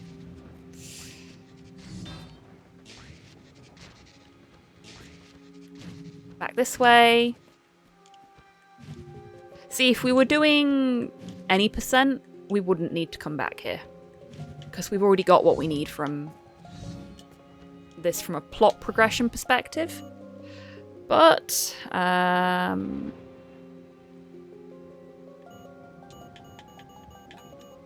a 100% perspective, we are still missing something. And this is a completely missable piece. You come back here later in the game and you cannot access this later. It is only accessible right now, at this point. We won't bother talking to them, because we need that. What is that? That is the key that unlocks the optional boss, the only optional boss in the game, and one of my favourite fights in the whole game. Because it brings me back to my childhood, fucking around in arcades. For those that haven't seen the run before, you'll find out what I mean soon.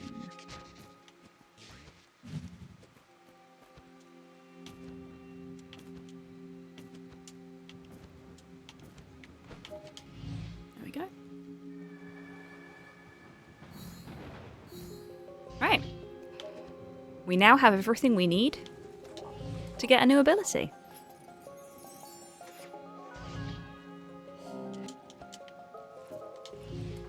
We now have the floppy board. A floppy disk that is also a surfboard. I love this, it's so fun. Such a clever idea. And this is another sort of little mini game type thing that they've put into the level. One thing that I can quite happily show you folks, seeing as we're not doing, this isn't a good run.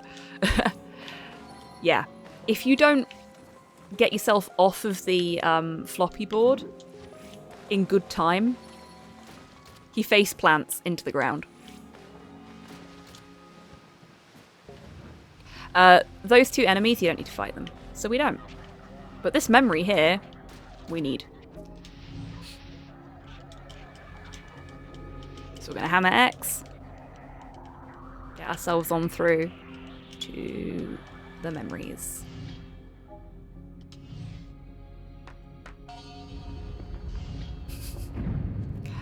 Dogs are weird, folks. I've just looked down.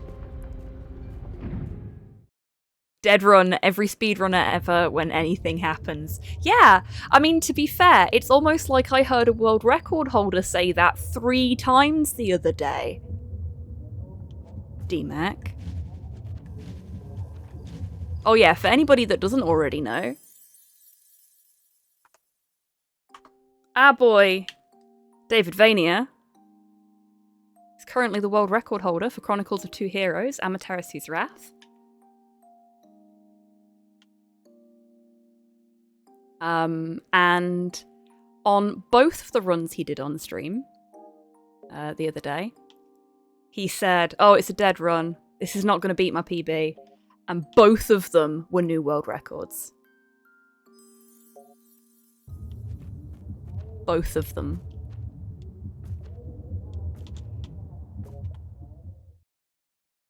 And this, folks, is why I always say, even if a run is going bad, I'm never gonna reset. Because you never know when you'll get a new PB from a bad run. I'm just gonna damage boost straight through that, fuck it.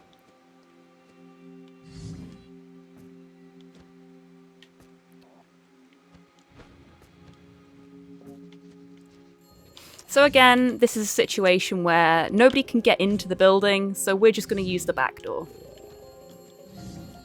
And we're going to fail at using the back door. There we go. So why are we over here? This is the lighthouse. This is what keeps everybody in the Blue Kingdom safe.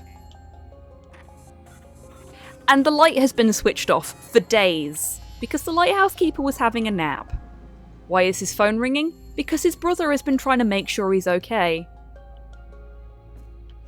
And getting no answer. So we've basically just gone, oi, phone your fucking brother, will ya? He's worried sick about you. Oi, oi, titters. It is. It's Narita boy.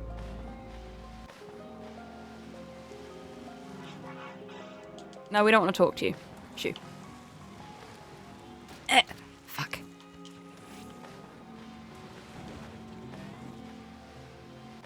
Welcome on in, Tids. I hope you're doing well. Okay, so we're going to do my favourite fight of the whole game. I too nap for days, I know, D. There have actually been a couple of occasions when I've been like, shit, I hope D's okay. Ah, he's probably asleep.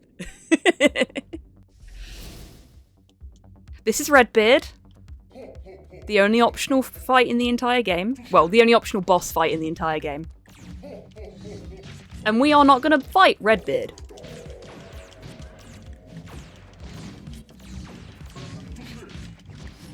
That small thing seems to be controlling all of this.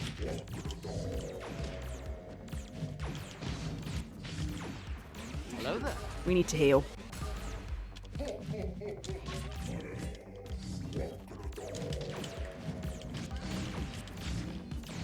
The reason I love this fight so much is because it reminds me of the first fight in the House of the Dead.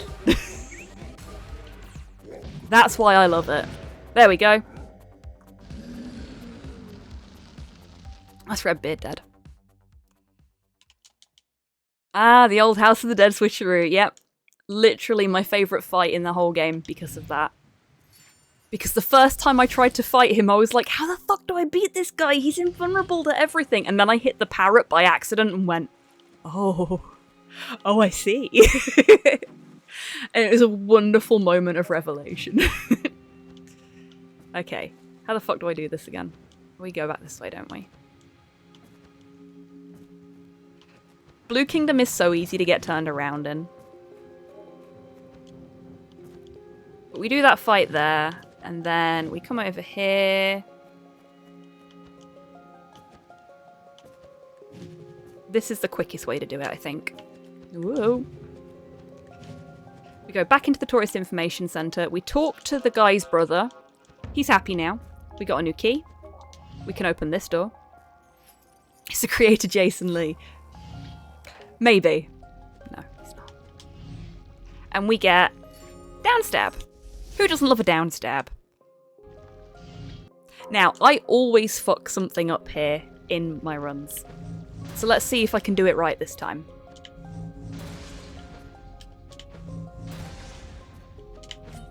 Oh. It's not that. That's not what I fuck up. This is Crab. We love Crab, but Crab doesn't love us.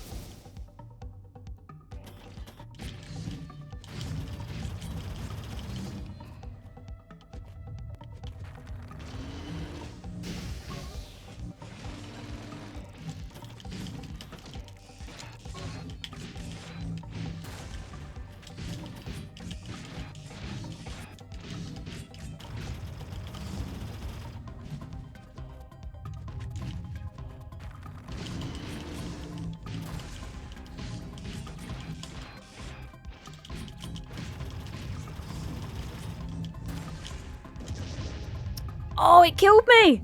No! I was not paying attention to my health bar at all. I was having too much fun fighting the crab and not paying attention to what I was doing.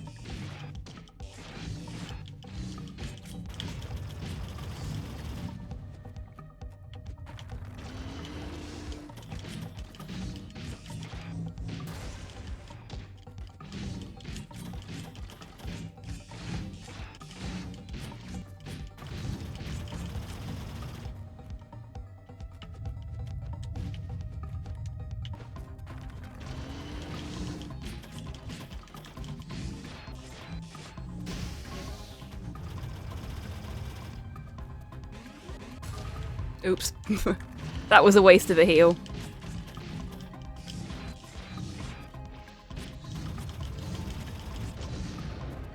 There it is. That's crab done. Now, normally I just run away, but I actually need to go in here and talk to the cult that lives in this hill. Oh, or I can just drown. That works too. Ooh. There we go. We're going to say hi to the cultists, everyone. Welcome back, Tidders. Oh shit, I got another rainbow split! Wicked! Hi, cultists! How's it hanging? They are justified and they're ancient. But they don't roam the land. They just hang out here. in a cave. Which, you know, if you're happy in the cave, you stay in the cave, my friends.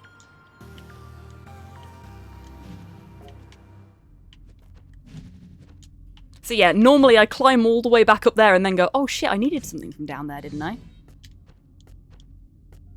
Oop.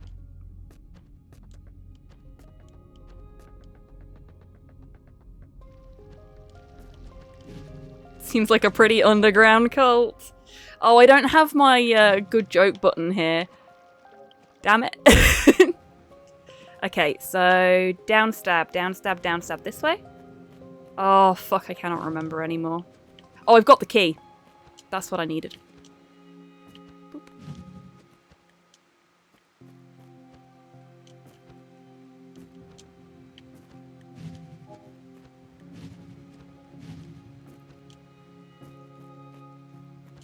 Ooh.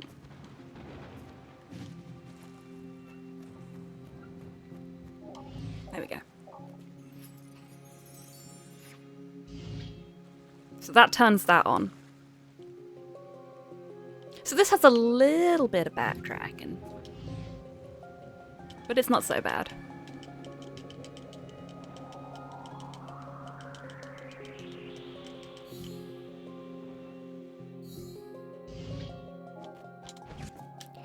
And there's a guy there, if we go talk to him, that's like, hey, I've got a thing for you, but it's down here. So we're just gonna come straight down and visit. Hey, big buddy. Gives us a new key. And now we go... Oh, shit. Where do we go? There we go. There we go. I was trying to find it in my notes. I've actually only got a couple left to do of the codes. I prefer not having to look at my notes, but I cannot remember codes at all. And while you can brute force them, as Garlips has proven, it takes longer. Okay, so we go over here, we press this button here, and they do that, and then we go this way. There is going to be some serious flickering images when we go in there. I need to get something first, though. Over here. I always forget which way I need to do the onsen.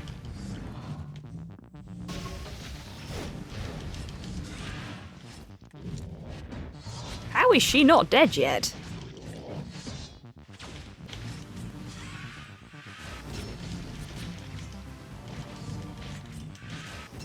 Lady, I laser beamed you. Why are you still alive? Better. No worries, Ash. You take care. Thank you so much for being here today. And I'm sorry I've not been super chatty. Like, I know I've been talking a lot, but you know what I mean.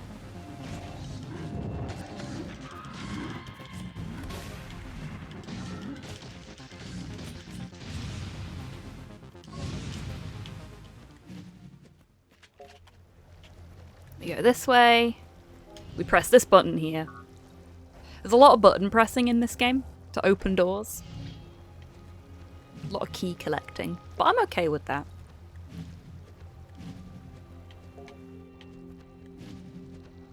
Oop.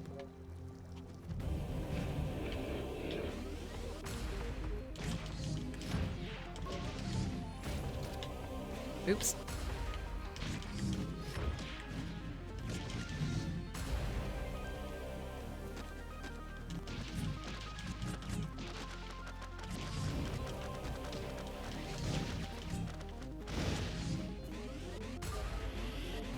I really need some health. There we go.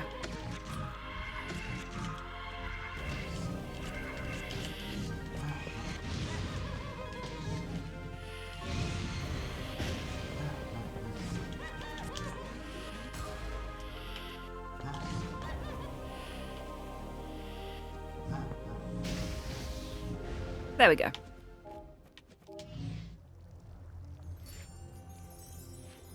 So we're coming up on the boss that I had the most trouble with on my casual playthrough. Not because it's a badly designed boss or anything like that, just because, as you may have noticed, I am a horrendously clumsy person.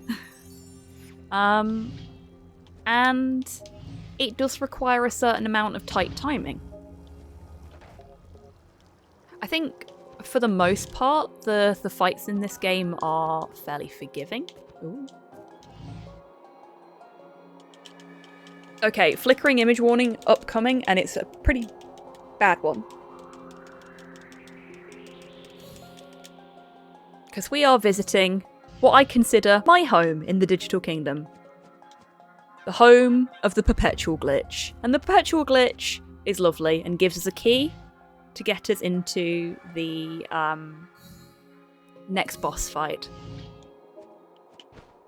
I've genuinely only just noticed the fact that it's got the boss's actual, like, form on it and everything.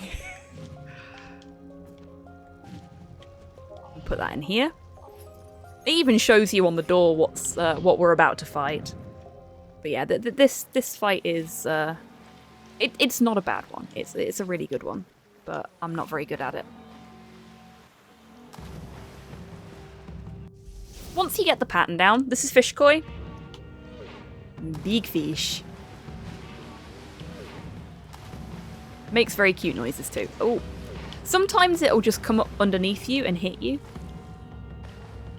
You get your little warning shots for when it's coming at you from off screen.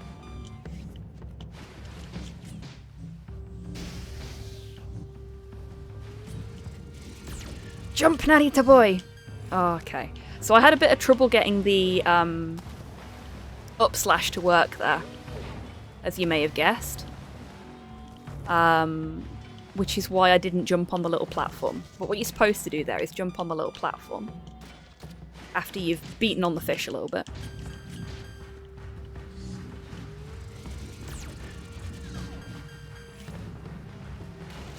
Ah, damn you, fish koi. Why must you come up underneath me every time?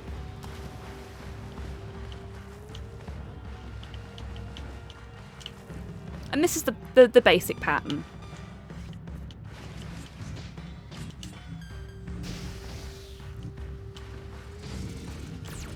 There we go. So I had a lot of problems with the timing when I was doing this originally. But I've kind of, as I've gotten used to the fight, I've gotten a lot more comfortable with it. It's nowhere near as stressful now. As you can probably tell by the fact that I'm not freaking the fuck out. Oops. Oh. I didn't think I was going to kill him that quickly. Shit, that's another rainbow split. Okay, so it's still not going to be as good as I would like it to be. Thank you, Dee.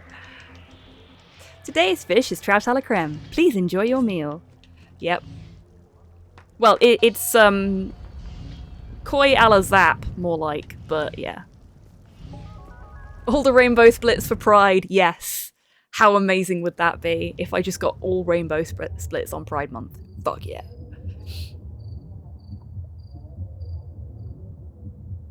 I'm really excited to see how the vote for this year's annual Pride stream turns out.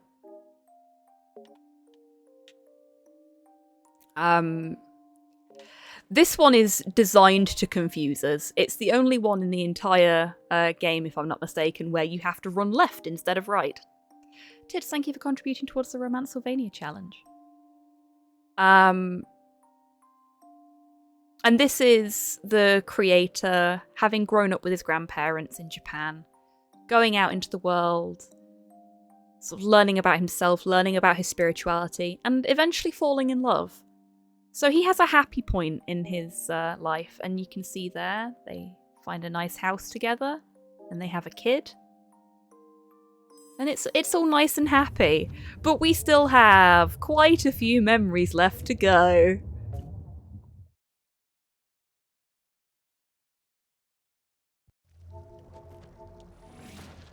Oops.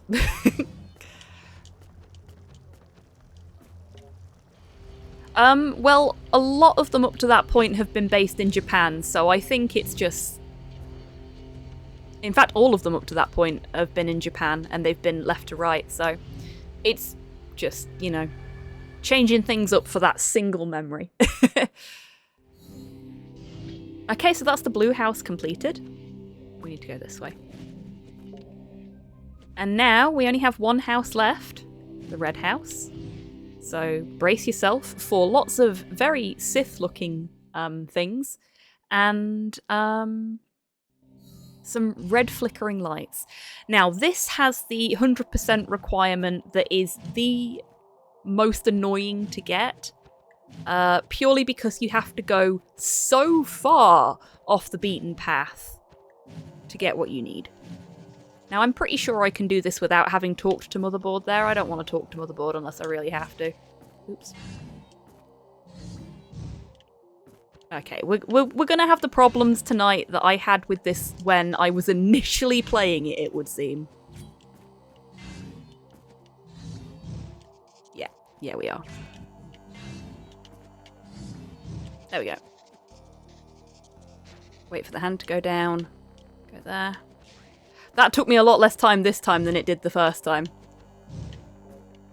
But struggling that much with it is kind of embarrassing. So we press this button here. And that opens the door that we've just been past.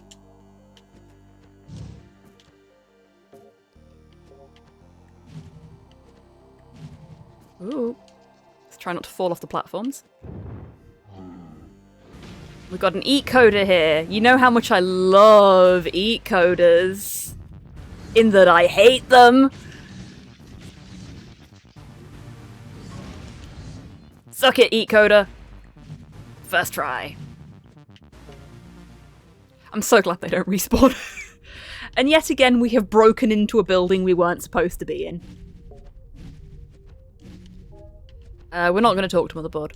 Fuck talking to Motherboard. We are going to talk to this person, though, because they give us an objective. You can tell when a character is going to give you an objective by whether they've got a speech bubble over them or not.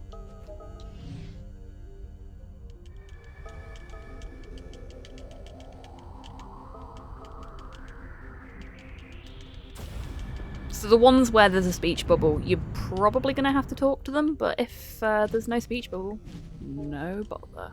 We've got a button in here to press, so we press this button. And this gives us some lore as well, but we're not going to pay any attention to the lore. Basically, all this is saying here is that the glove is very closely linked with him, the guy behind all of this. We go this way. I like the fact that you can tell whether you've gone the right way or not by whether a fight happens. When in doubt, fight.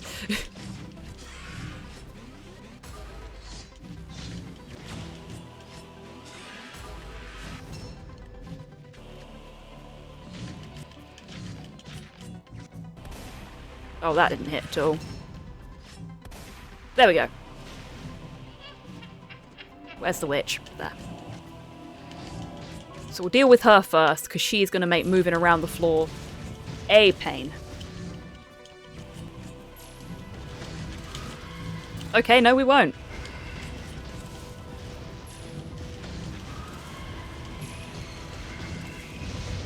Oh, we died. Shit.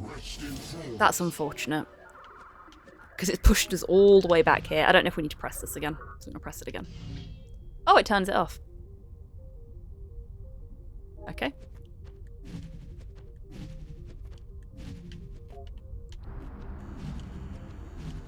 Right, let's try that again. Hang on. Oh yeah, that's the ad up there.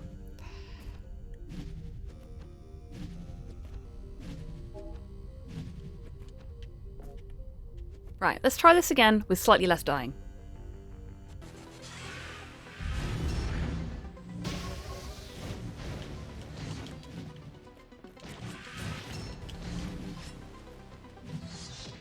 Oh, she still got me. Cheeky bugger.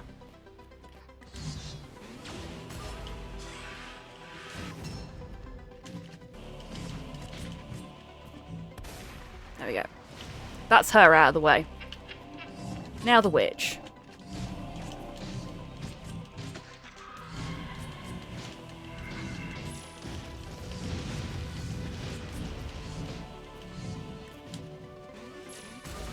Oh. No, you don't. That's the witch down.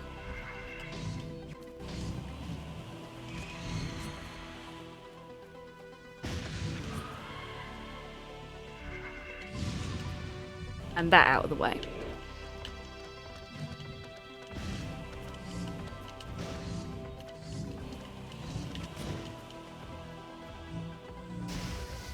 We're just gonna laser beam him to get him out of the way. Should have saved it. Fuck. We don't have the correct wildfire for these guys. As you might have guessed, they are red wildfire. And we haven't met our red guy yet, for some weird and wonderful reason. Now, if we'd have actually paid any attention to the lore that's going on, we'd know that's because...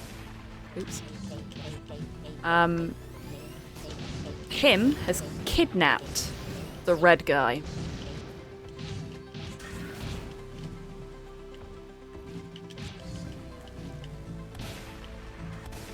There we go.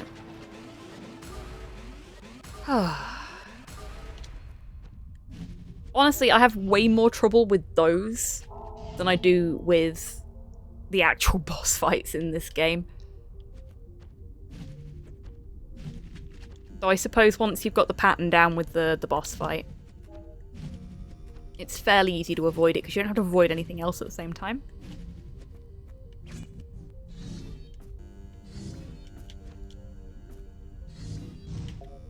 we go. I think you can actually do the down stab just from the top of that platform instead of jumping down, but I always forget. I'll have a chat with this person.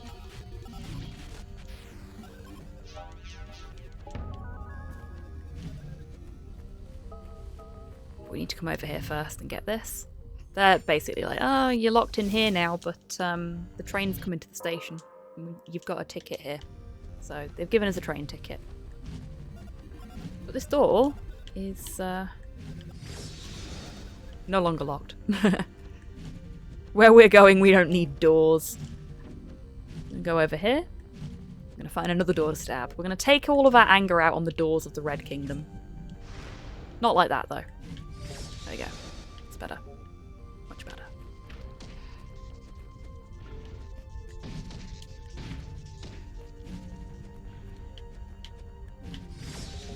Thank you to DMAC for the suggestion there that I just damage boost my way through those instead of waiting.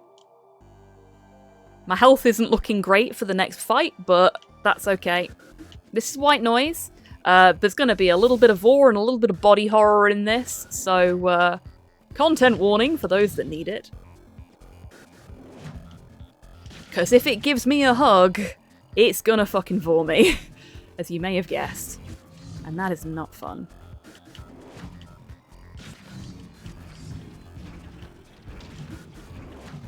Shit. I got vored. This may kill me. Nope, we're okay. That killed me though. The weird floor penises killed me. This is just it's a very weird fight.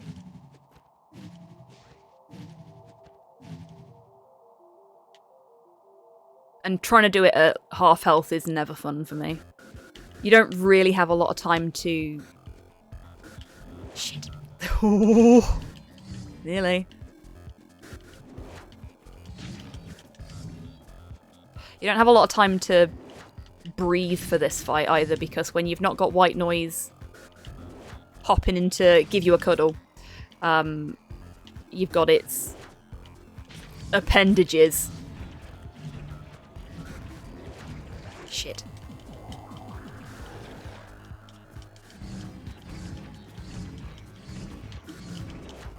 Oh, I got vored again.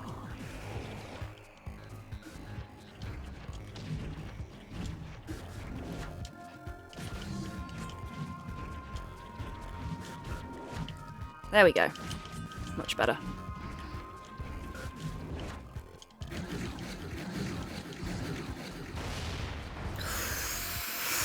Look at that. 1 health left. We're not going to go on the train. This is where we're going to divert from the critical path for the last time. Oops. There we go. This is the teleporter to Johnny Heat's room. We do not have Johnny Heat yet, but that does not stop us from invading his privacy.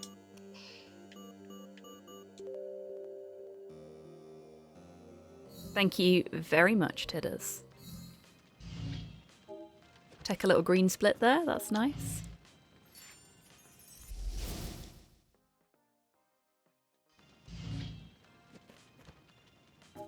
Okay, so that's all but 1 of the backup floppy pieces obtained now. We've got 1 left to get, which we don't get until later. Or did I not pick it up? Oh no, I think I forgot to pick it up. Or did I? I can't remember. I can't remember! I may have scuffed the run. Because I think we should have them all by now. Oh dear. It should be fine. Be okay. So we're gonna go and see the glove. This is the glove. We like the glove.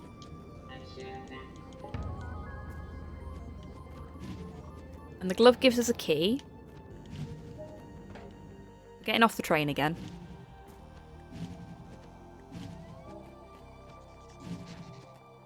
We're going this way.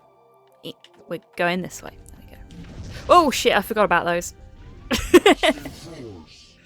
Oopsie. Okay, so we've already got the key. We're gonna leave. Hi again, bye again. Dash off this way. So despite a couple of awkward deaths in silly places, okay, can actually defeat those little gloves now.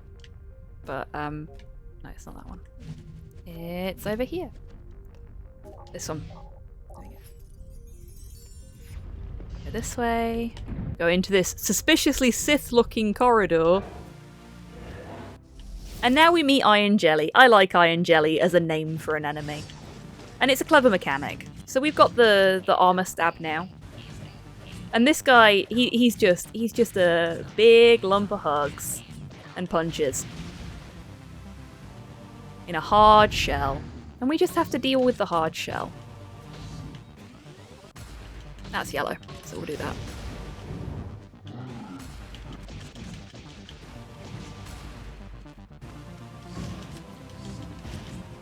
Okay.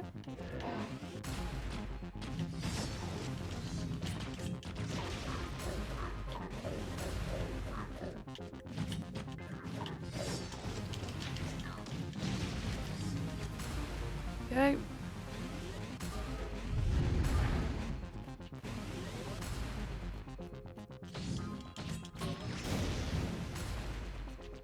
Something over here too? Oh! Yep. Something which I am failing to do anything about. Holy shit. I have never failed at downstab so badly that I get murdered by crabs before. That's really embarrassing. What the heck?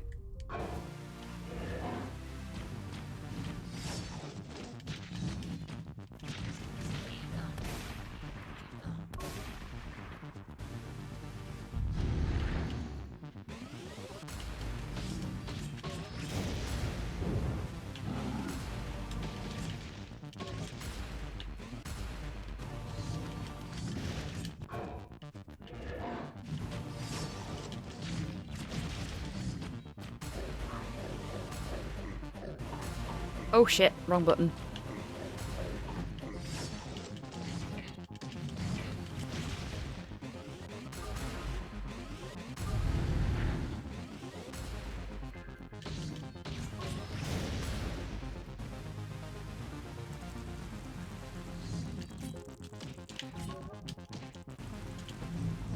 There we go. I don't know why I'm having so much trouble with the controls tonight.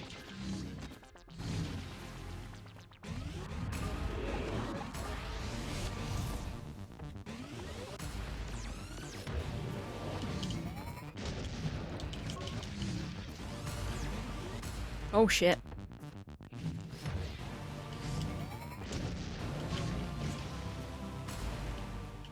Okay. There we go. Embarrassing crab murder aside. That wasn't so bad. Okay, and we've got another portal to go through. Except there's nobody here saying, oh, this one looks a bit weird. This time. Strange that, isn't it? This is such a great set piece, and I'm really glad we've got the music on this time. We found Johnny Heat. Hi, Johnny Heat. And now we have Red Wildfire. And some bitchin' tunes.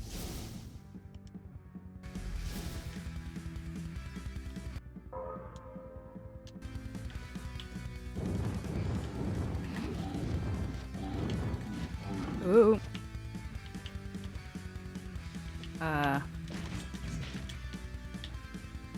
Why are you not letting me? Oh. Do I not have the juice? Is that the problem? It's not letting me use my wildfire, and it normally does here. Like, it normally actively encourages it.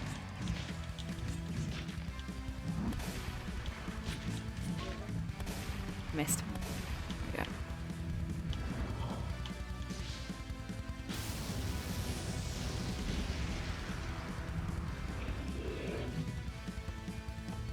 Yep, still can't use it.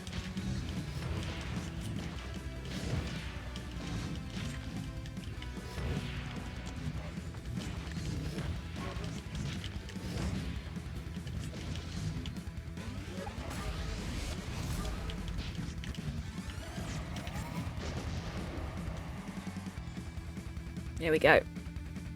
Hex is a great fight.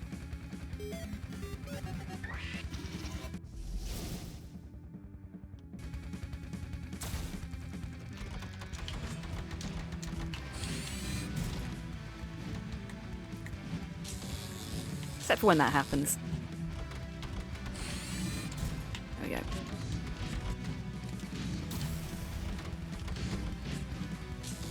Shit.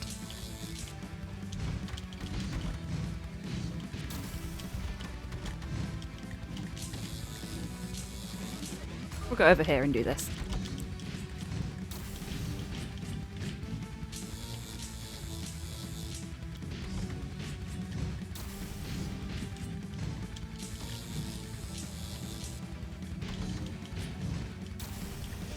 Oops. Okay, now it's gone into hyper mode.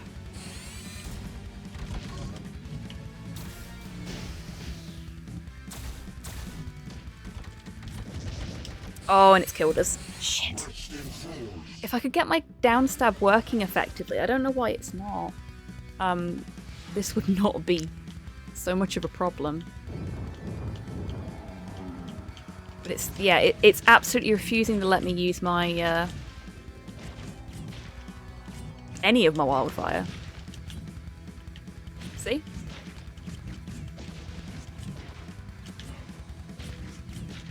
Oh god, I hope this isn't a right stick issue again. I've been having problems with my right stick drifting. I'm wondering if that's what this is. Oops, wrong button. Oh well. Thanks, Rain.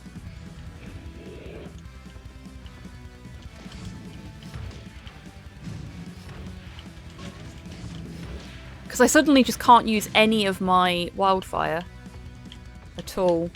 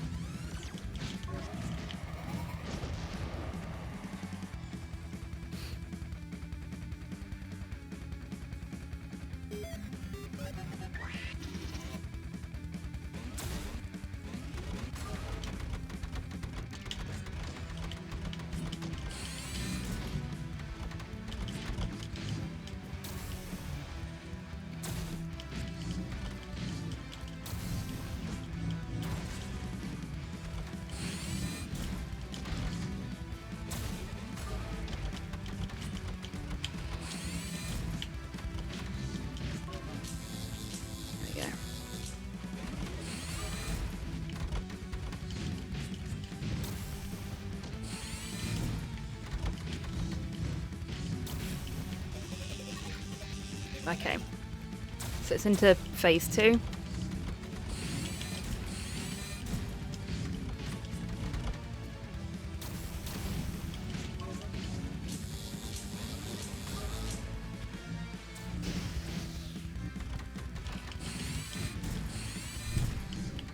Ooh.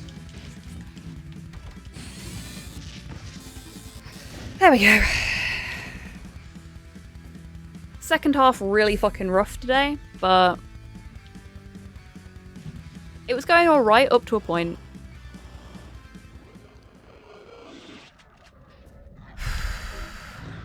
We're gonna have to keep an eye on that wildfire thing. I'm gonna have to see if that's gonna be a problem. Because I know I've used wildfire in that fight before. I know I have. Rough is better than incomplete. In my opinion, yes. See? And I've immediately got wildfire without... Oh no. Oh no, there we go. It is, it's my right stick. I can't turn it off. This is how I turn my wildfire on. I've turned it off. It's forcing it back on. It is, it's my right stick drifting. Fuck. Oh, great. Great. I either need to figure out a way to stop it from doing that, or I'm going to have to buy a new controller. That's a real problem.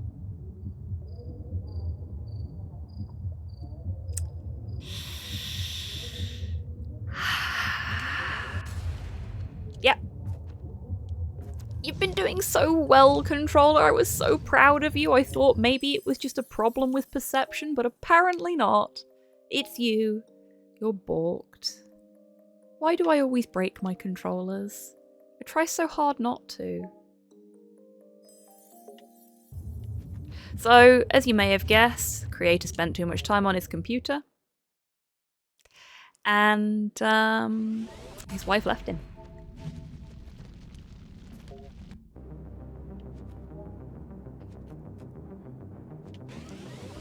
Oh, that's going to get really annoying really quickly. We actually needed the objective. Go this way. I am stuck in red wildfire mode. I can't use any other wildfire. Which is going to mean that any enemies that are using a different colour of wildfire, I'm going to do less damage against.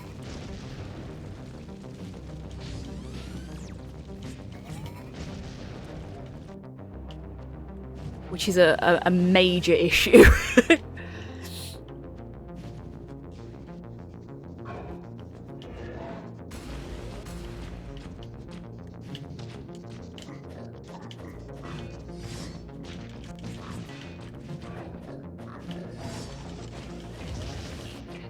Okay, that time it forced the wildfire as I was trying to attack, and the wildfire actually superseded the attack. We may have to kill this run purely because my controller is fucked.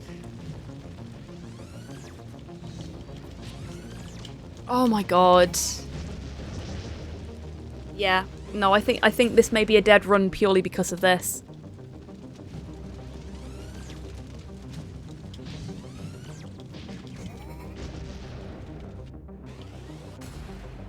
Because now it's drifting to the left. Now it's drifting up. Great. Great.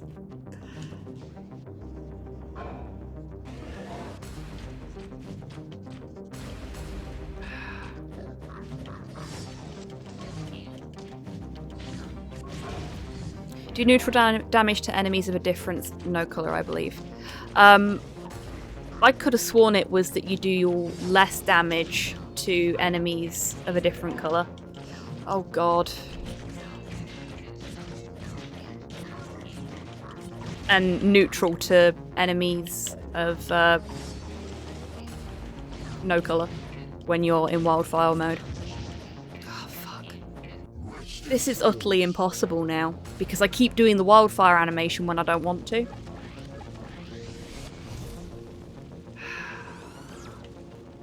This is utterly devastating. I'm still gonna try. Oh, fuck. No, I fucked that then.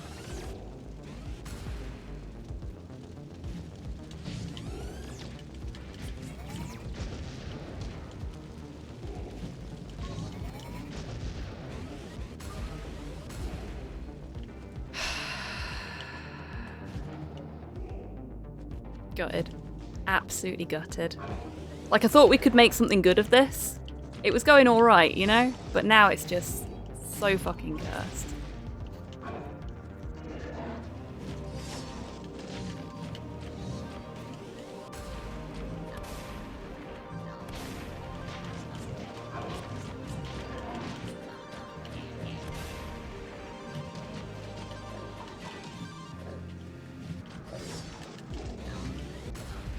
No, no, come on.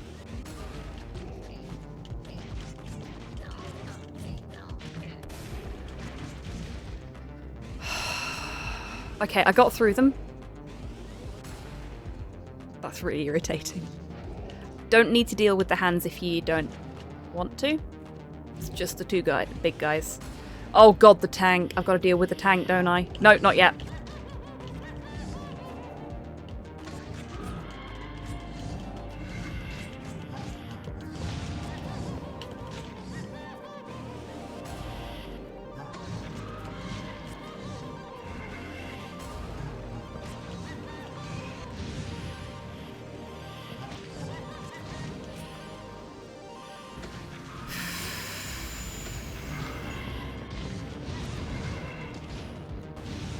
Got an eat coder to deal with as well.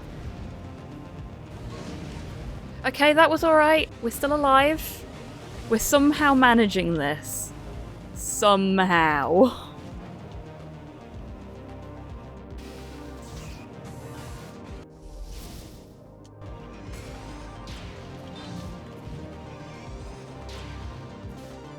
I just want this to be over. Like, we're so close to the end.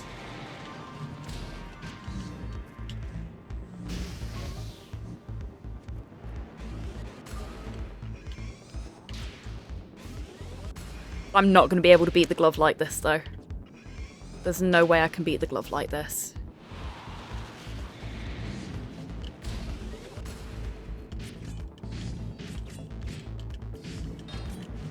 Glove relies far too much on timing.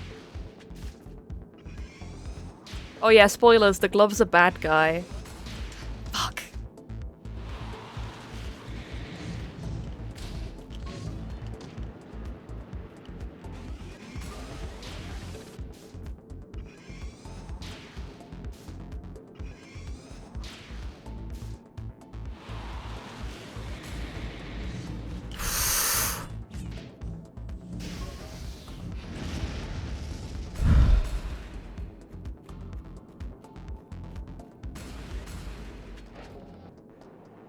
Okay. Okay. So I'm deliberately cancelling out my wildfire just before it expires so that we don't... There we go. So that we don't have to deal with the animation at awkward times.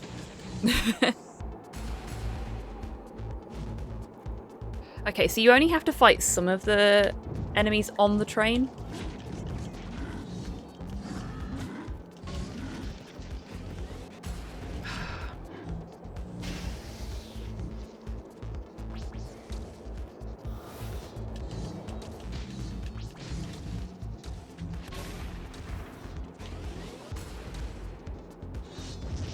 Oh, fuck. No. It's so distracting as well.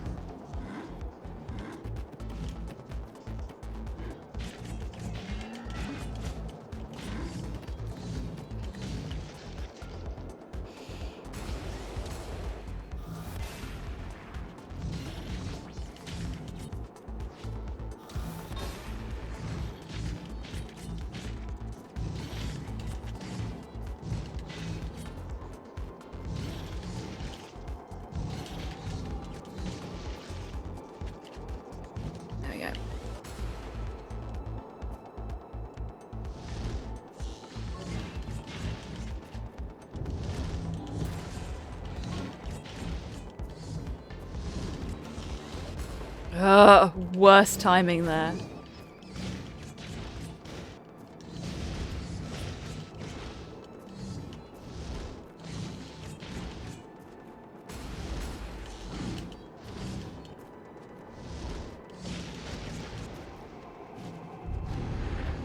Oh, no, can't leave yet.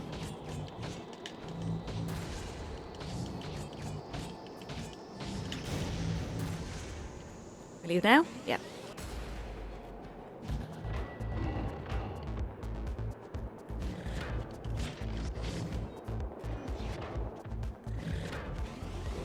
Oh, Narita boy, why then?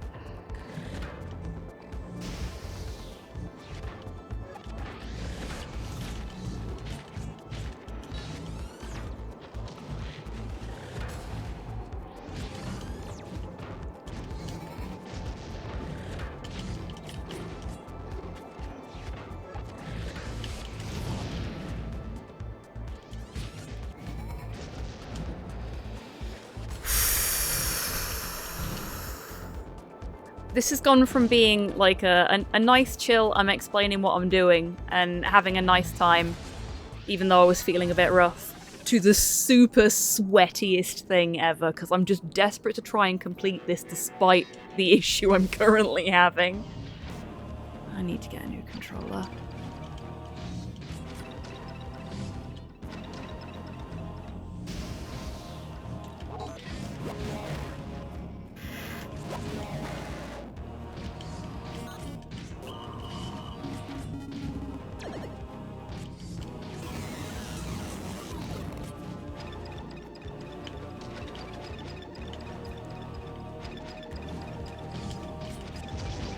Shit, no, killed me. Thank you, Titters, I appreciate that. I don't feel like I've got it at all.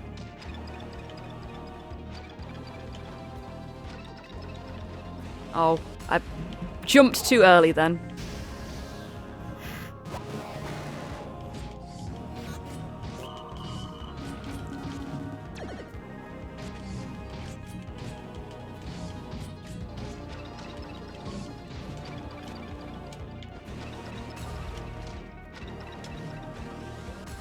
Ugh.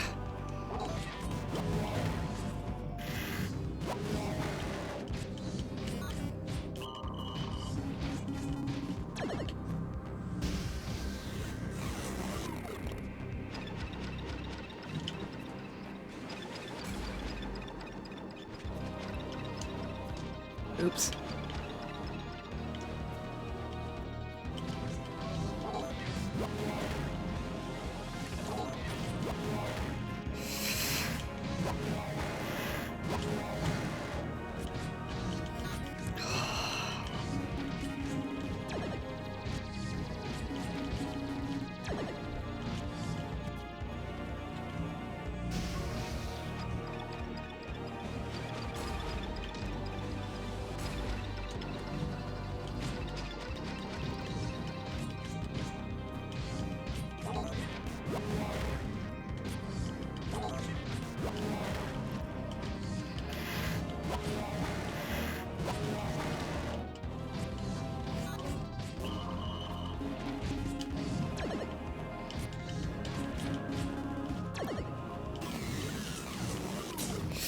Yes! Oh my fucking god, I can't believe I just did that as quickly as I did with this problem.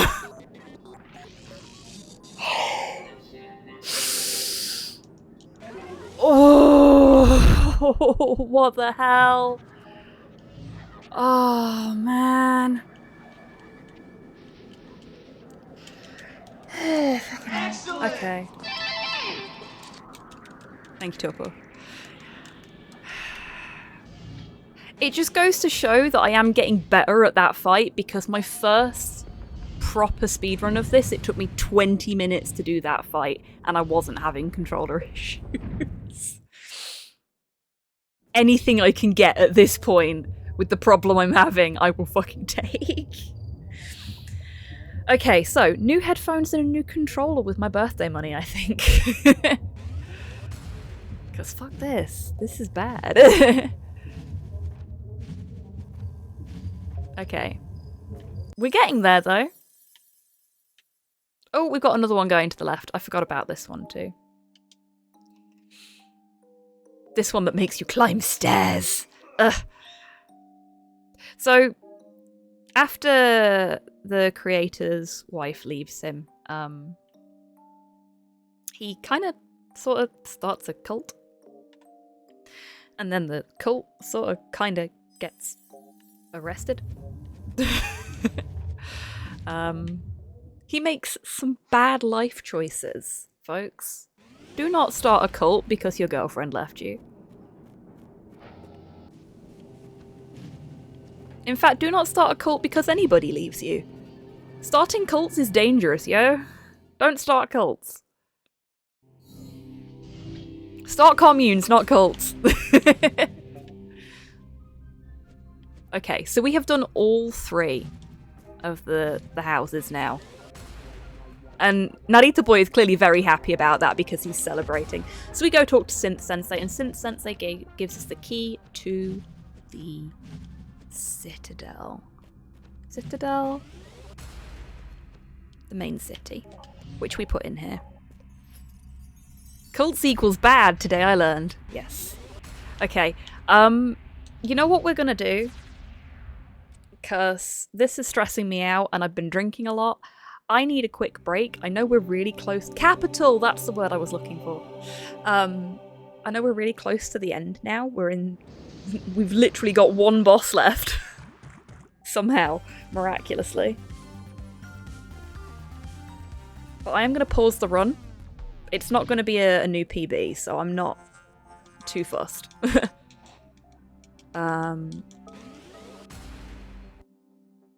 We don't actually have any rules on pausing or not, so I don't know if this is okay or not for submitting anyway. But I will be right back. I'm going to leave the game screen up for posterity.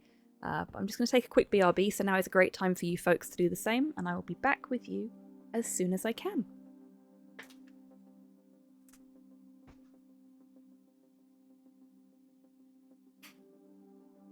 Get nice and moist for me, won't you?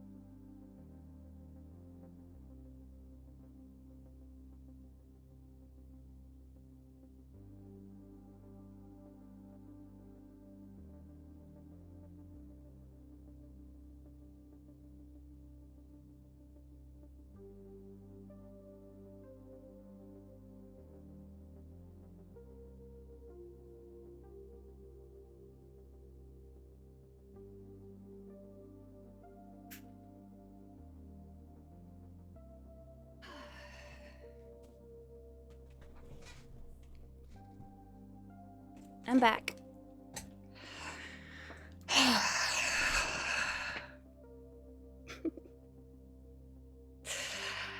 If anybody can recommend a controller, I'm guessing probably not a Microsoft one, seeing as I seem to have broken this one now, but a good quality, nice, sturdy controller that I can use that is going to stand up to me speedrunning stuff. PS5 controllers are goat. I'm sure they are, but they hurt my hands. Like, the controller I have for my PS4 for when we stream PS4 games is this one, because it's closer to the shape of an Xbox controller. And PlayStation controllers, just, they're not very comfortable for me to hold for prolonged periods of time.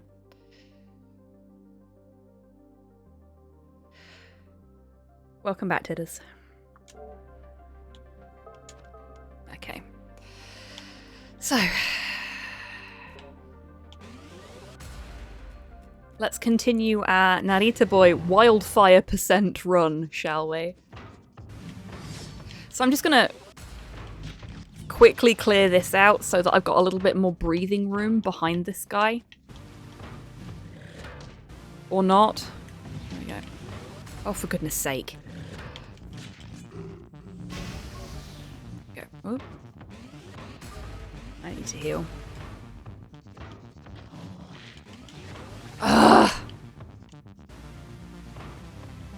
Oh no. He's stuck in the animation now. There we go. No, he's just... There we go.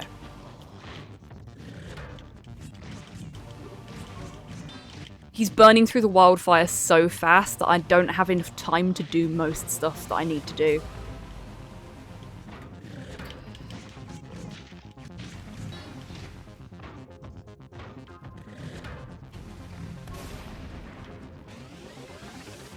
Got so little health.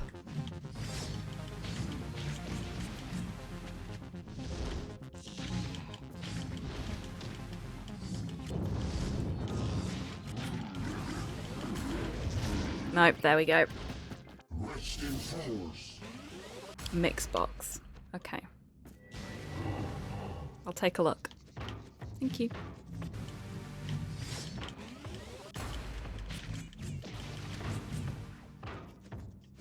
I'm just so gutted that I seem to have... Oh god, it's a fight stick. That would be really interesting to try and run Narita Boy on.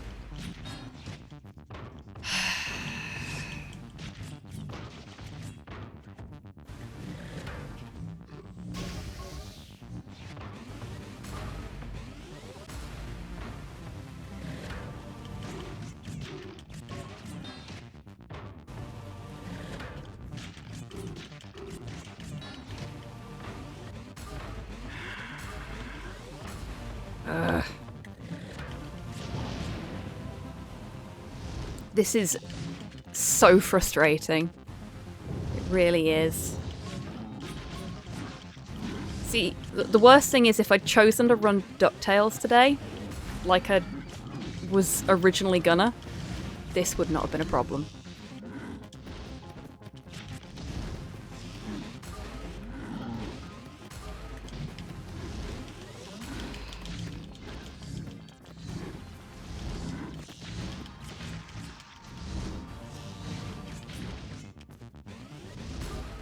Because DuckTales doesn't use the right stick for anything.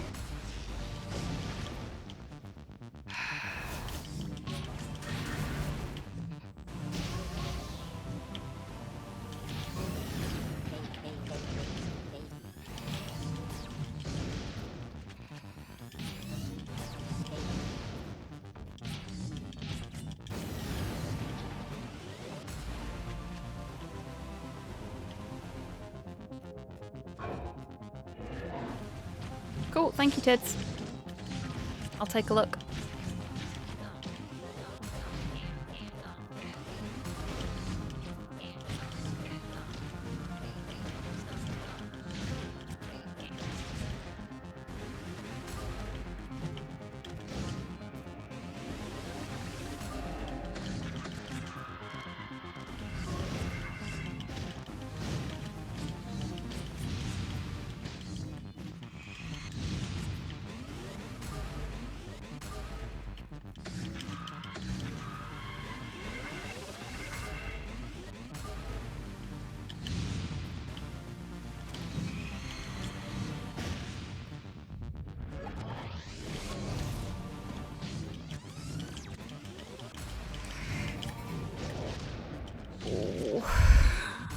This is so tough.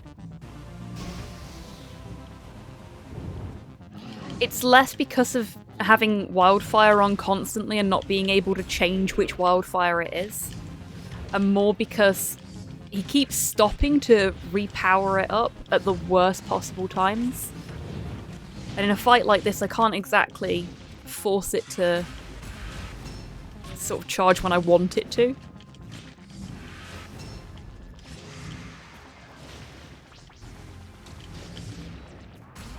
Okay, we've got a breathing point there, so I'll do it there. Oh, okay. Just gonna bash our way through these walls. Narita Boy's gonna showboat for a second.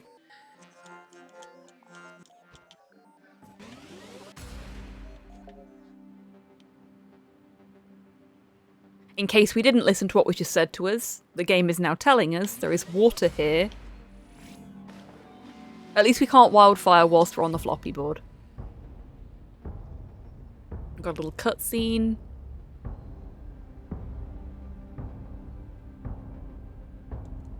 $2.25, yeah. There's no way we're beating my previous time, but considering, I'm not fucking surprised. If we can finish this run, if we can somehow beat him with Narita Boy constantly. Oh, I just threw him into the water by accident. I jumped straight over the platform I needed to land on and into the water.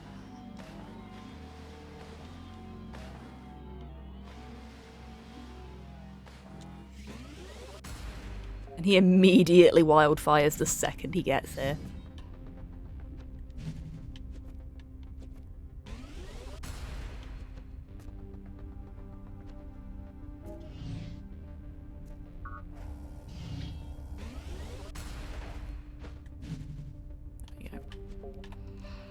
Yeah, if we can beat him in this state, I will take that as a win, even if it's not a good time. Because we got some really good splits early on before we picked up Johnny Heat. Johnny Heat's just given us some sort of fire disease.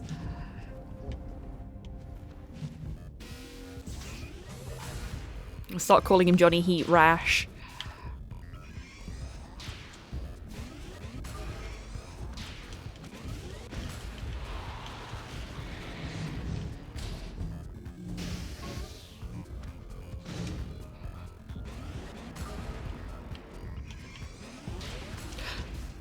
Bad timing, Narita Boy.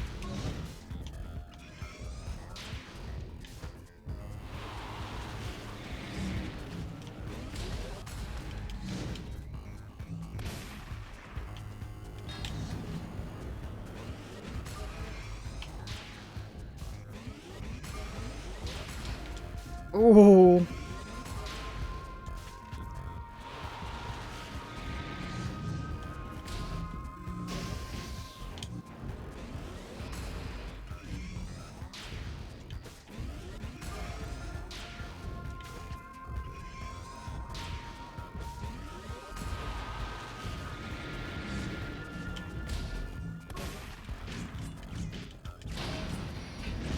Okay, okay.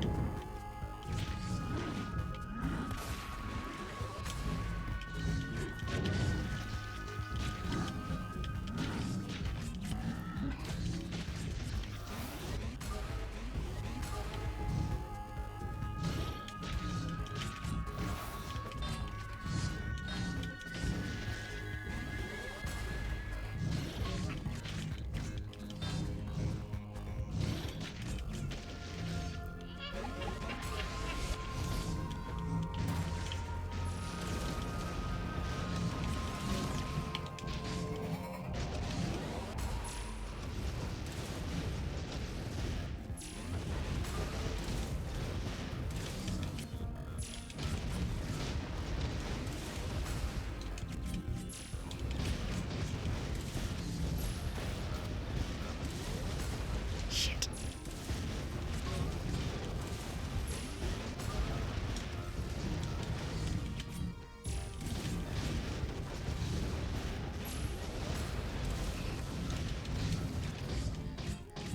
This is super stressful, folks. Oh, I did it.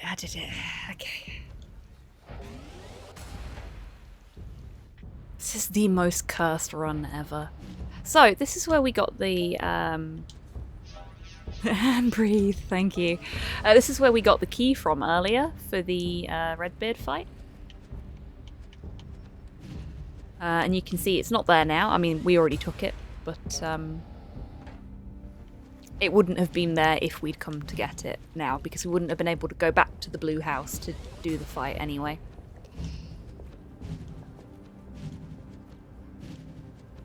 So go back this way.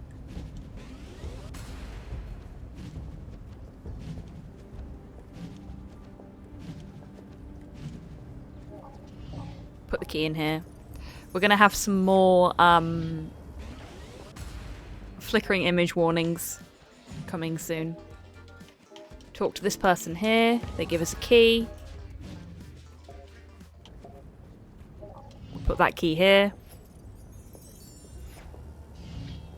Then we go through the store. And we've got another memory to deal with. I like memories because you can't use wildfire when you're in a memory.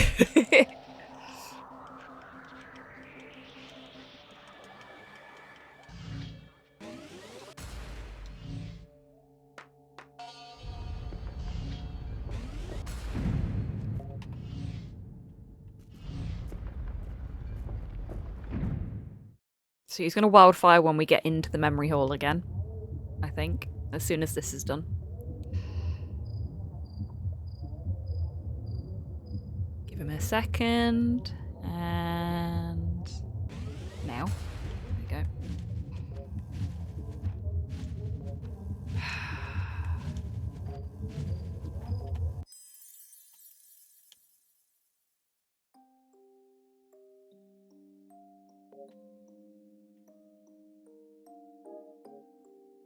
Hey, Hans, welcome in. So he kept his cult going in prison. For 150 hours I have beaten the last boss in Tears of the Kingdom. Congratulations! So prepared that I barely needed any of the healing.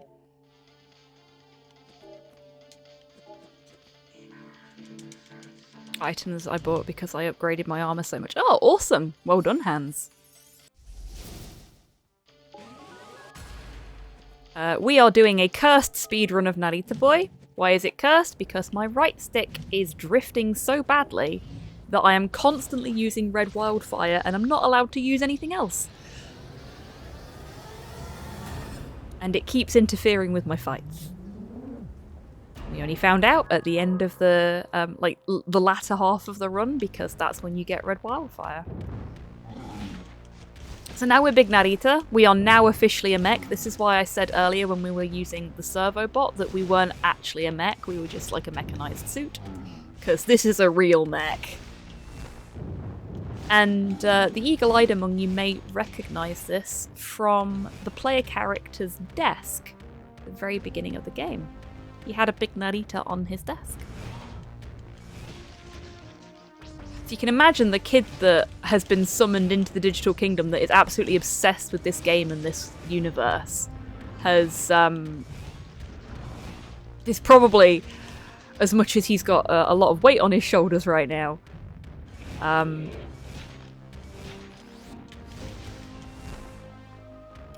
like a kid at Christmas, almost.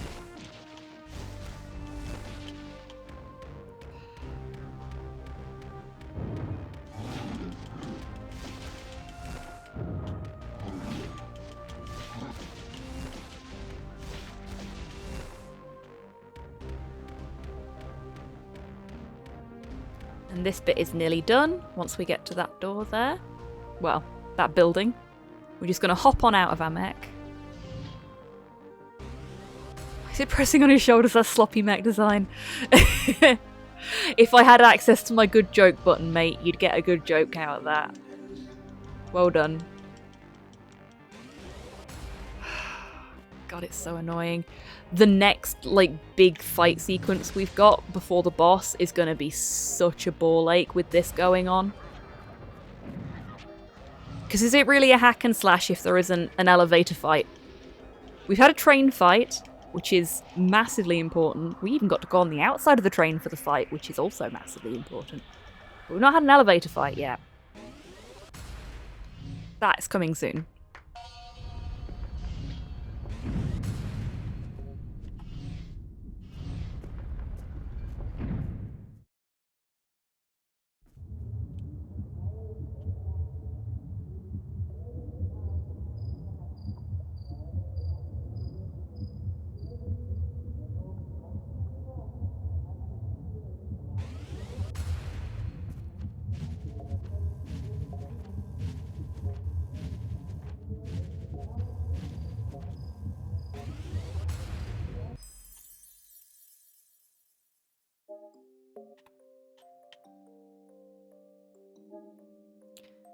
So after he gets out of prison, he builds a computer. He builds the Narita 1. And he tries to make a deal with some suits to get it distributed. But he ends up not doing that in the end, and does the distribution himself. All marketing, everything himself.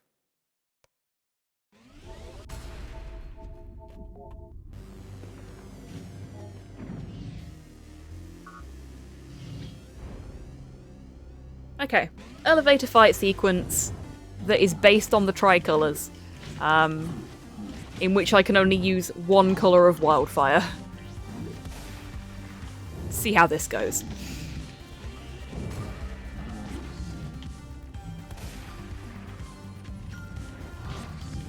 I mean, this is a fantastic fight when it's not being interrupted by Narita Boy doing wildfire when he's not supposed to.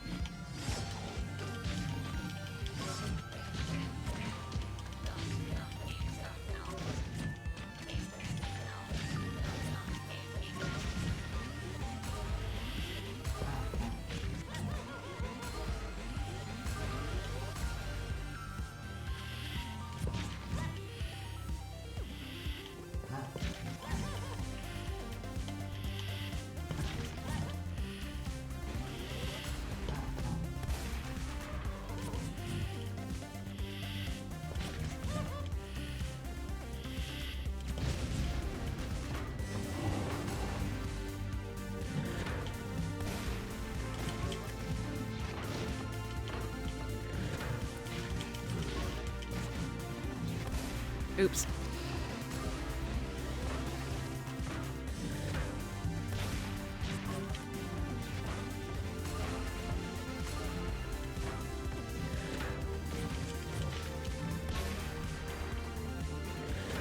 Not now, Narita boy! Oh, you fool!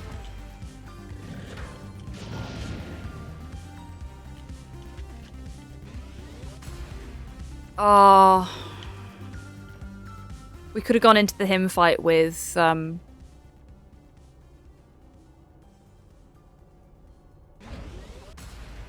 full health. Down from like 2, up from 2 even. If he hadn't done the thing then.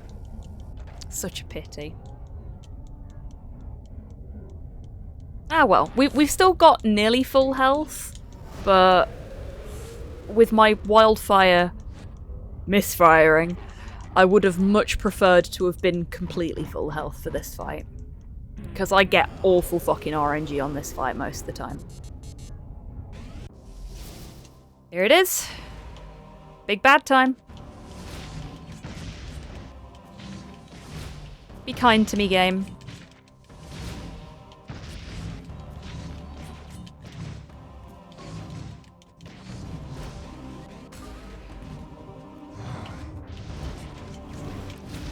Oops.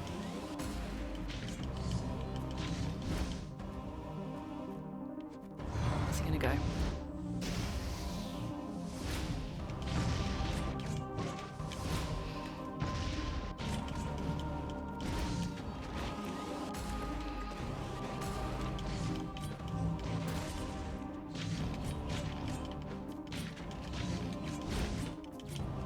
Shit. I was hoping I could get him to the next phase quickly, but guess not.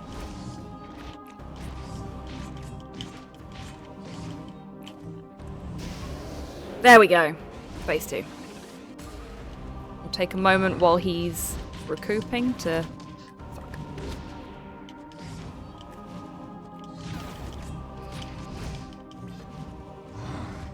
Heal up a little bit. Oh no.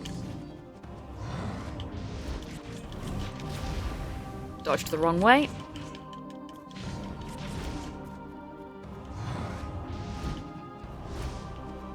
Just playing peekaboo.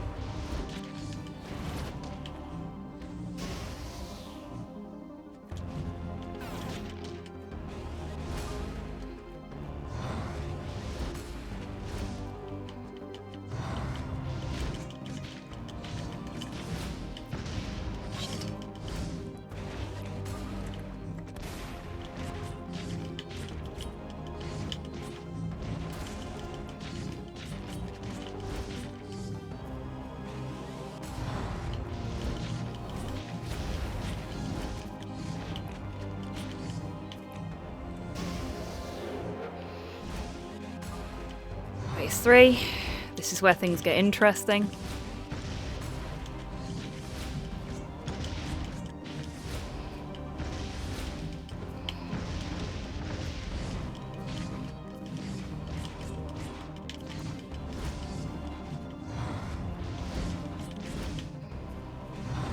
No! Oh, Narita boy, why?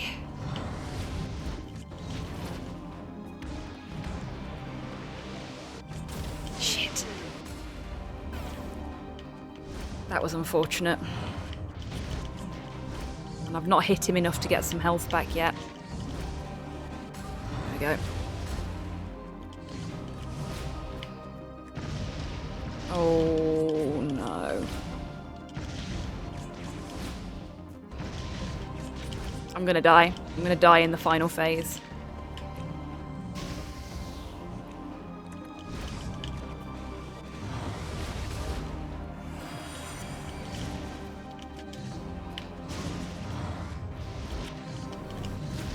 Oh, fuck.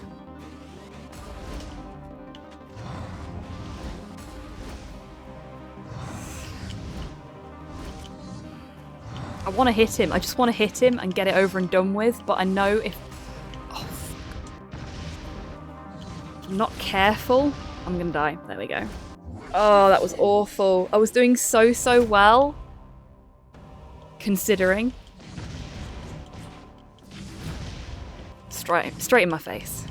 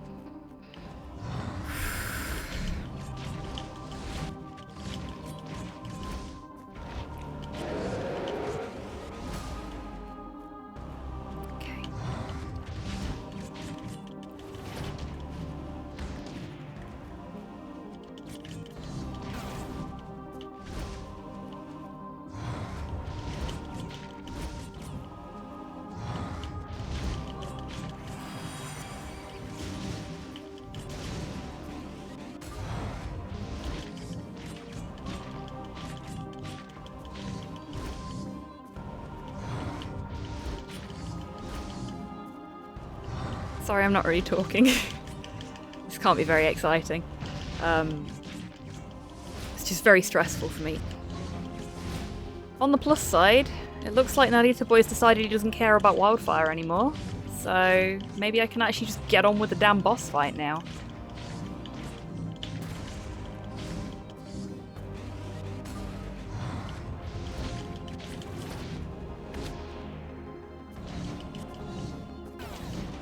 Oops. Got a little too close then. Okay, next.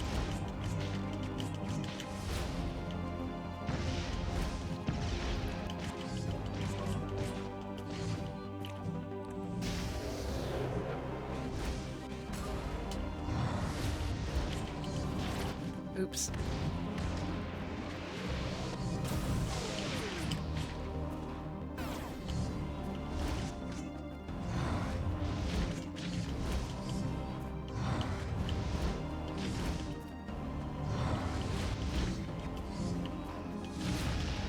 Ow.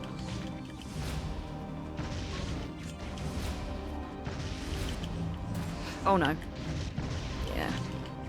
I saw that coming a mile off and couldn't do anything about it. I was already mid-animation.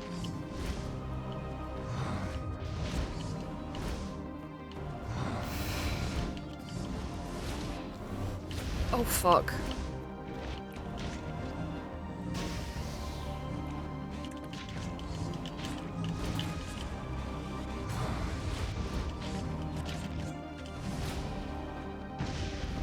Oh, I was a bit early on my jump there. Okay.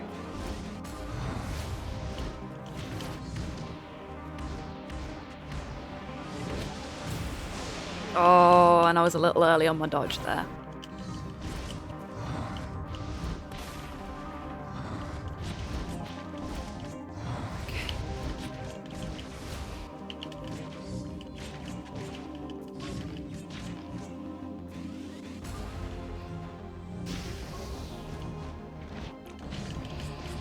Come on.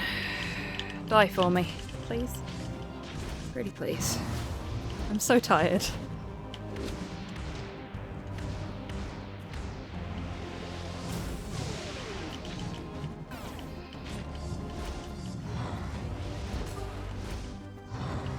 That could have been bad.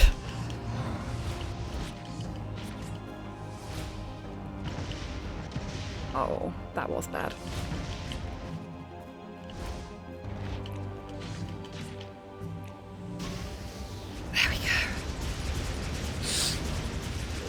Oh god. Okay. Oh, that was stressful, folks. That was very stressful.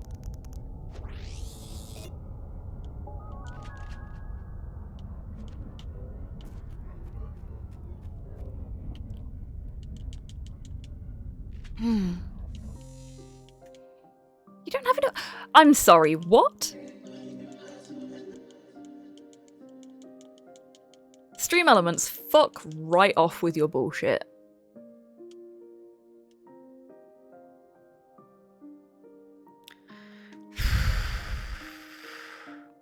You are redeeming. What the hell is wrong with Stream Elements? This is why we need to completely get rid of Stream Elements. It's a cheeky little fucker.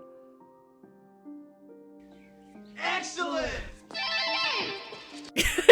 Thank you, D.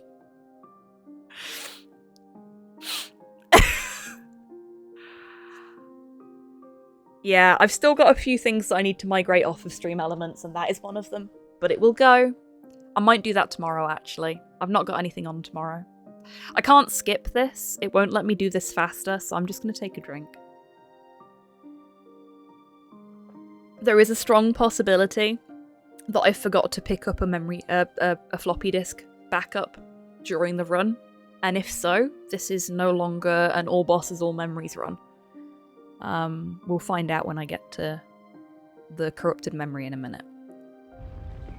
Excellent! I didn't even think there was a points value attached to that. That's what's bothering me most about this. And the you're redeeming too fast thing, that's new. We've never seen that before.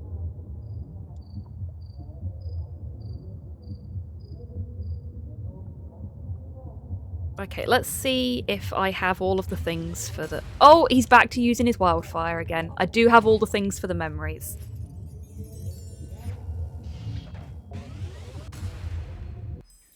Stream Elements has clearly taken a dislike to you.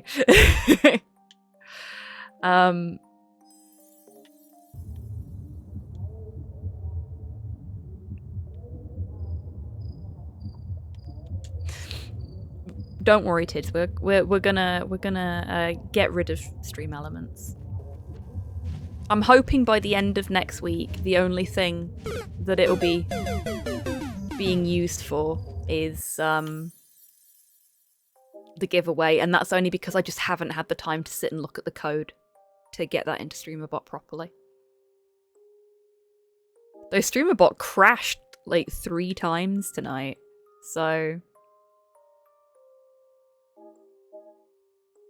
My death counter isn't working properly either, because that should be way more than 1. It's been redeemed at least twice, so it should say 2 for Narita Boy, but it doesn't for some weird and wonderful reason.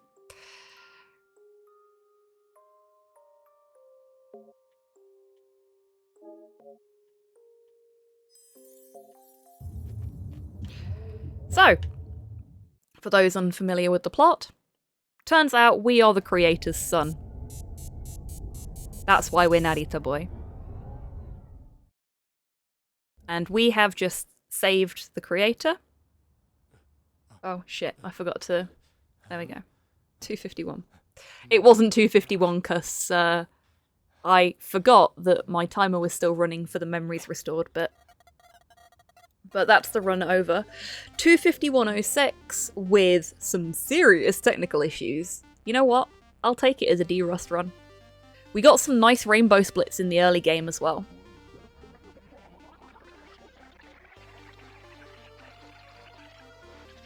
Oh no, Chibi-tan loves you. It's just Stream Elements that's the problem. I mean, fuck, look, Stream Elements is still calling Chibi-tan Tech-Squig. Stream Elements is evil. I have updated that like 4 fucking times. I don't know why it still says that. Ugh.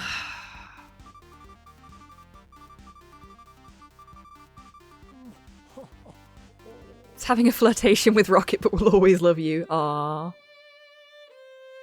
How the fuck are you still considered as redeeming too fast? Stream Elements, what the fuck is your problem? Yeah, Stream Elements has to go. This is completely unacceptable. Excellent! Hans is just rubbing it in now.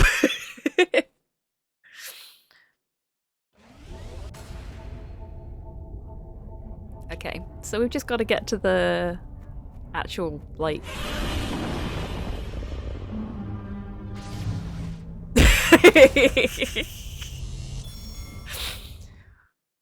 Yeah, Stream Elements is just doing whatever the fuck it wants.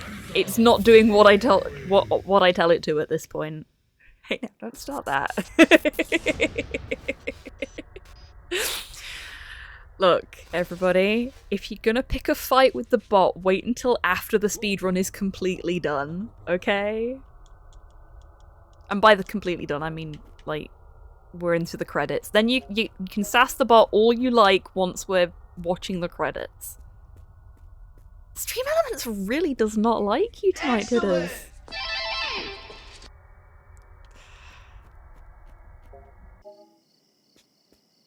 Ah. Hey, guess what? There's no wildfire in the real world.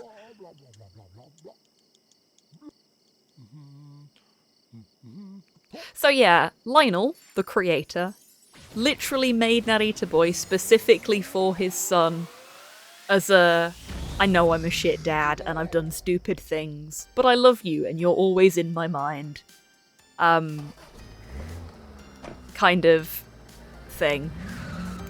Which backfired horribly when his wonderful computer program and the computer to play it on both tried to kill everything.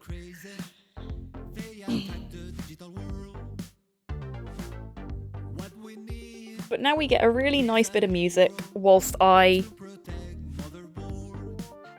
do some housekeeping. Oh, no we don't, because Narita Boy doesn't like being tabbed out. I forgot. I can't do the housekeeping now, I'll do it after the stream. But I can assure you, Tidders, by next stream, you will be able to use success as much as you like.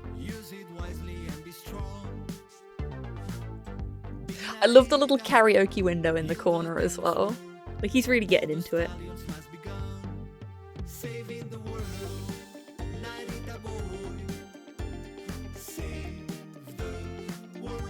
I don't think Stream Elements has a head, Tidders. That may be the problem.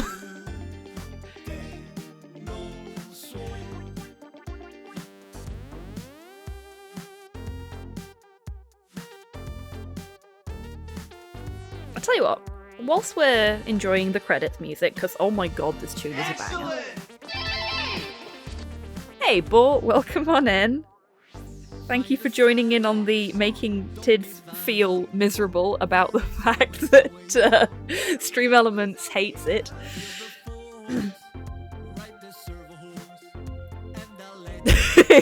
I hope you're doing well today, Bort. Please say hi to Wheezy for me.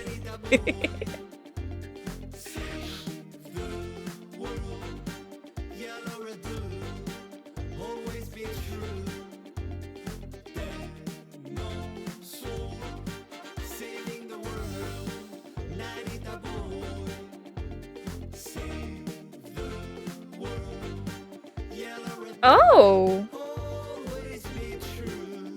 Okay, Jumpsuit, I don't know if you're still here, but Ogai literally means ogre shellfish. It's a phantasmal shellfish. Apparently. But it also is a Japanese boy's name, meaning to glitter, sparkle, or shine. Oh. Hi, Wheezy. Is that better? Or radiant is another way of phrasing it.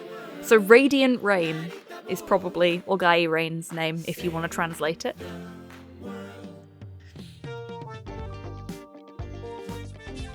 And let's be completionist about this.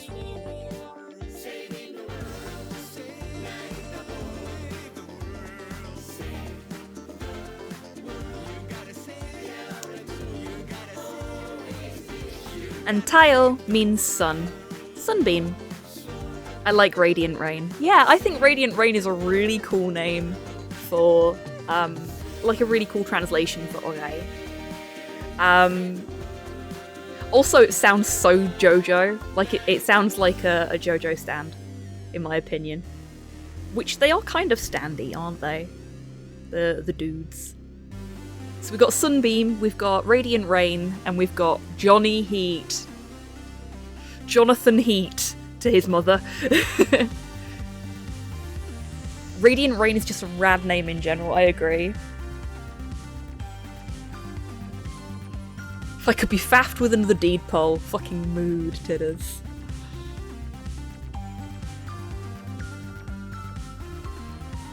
Johnny Heat must be a JoJo. Yeah, Johnny Heat is definitely a JoJo, because he has a silly name.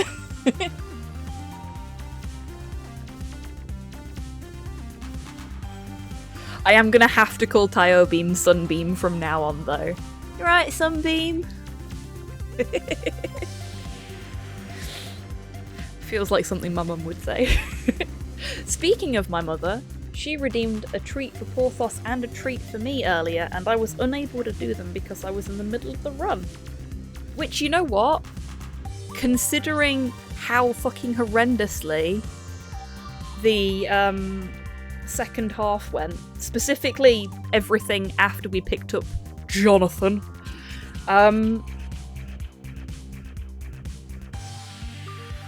it went pretty well. Like, 251 when I was struggling as much as I was because of my controller. Fucking take that. I don't know if you're still here, man, but if you are, thank you for the treat. It is a flower. Johnny Joe Heat, yes.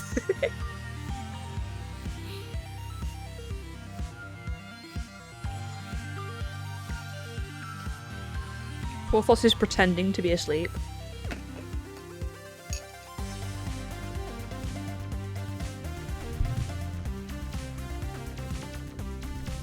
Oh, he's got his eyes open now.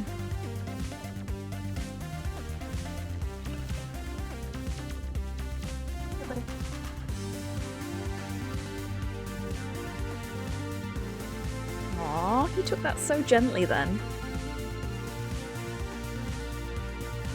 Hey, Brew. Welcome in. I hope you're doing well.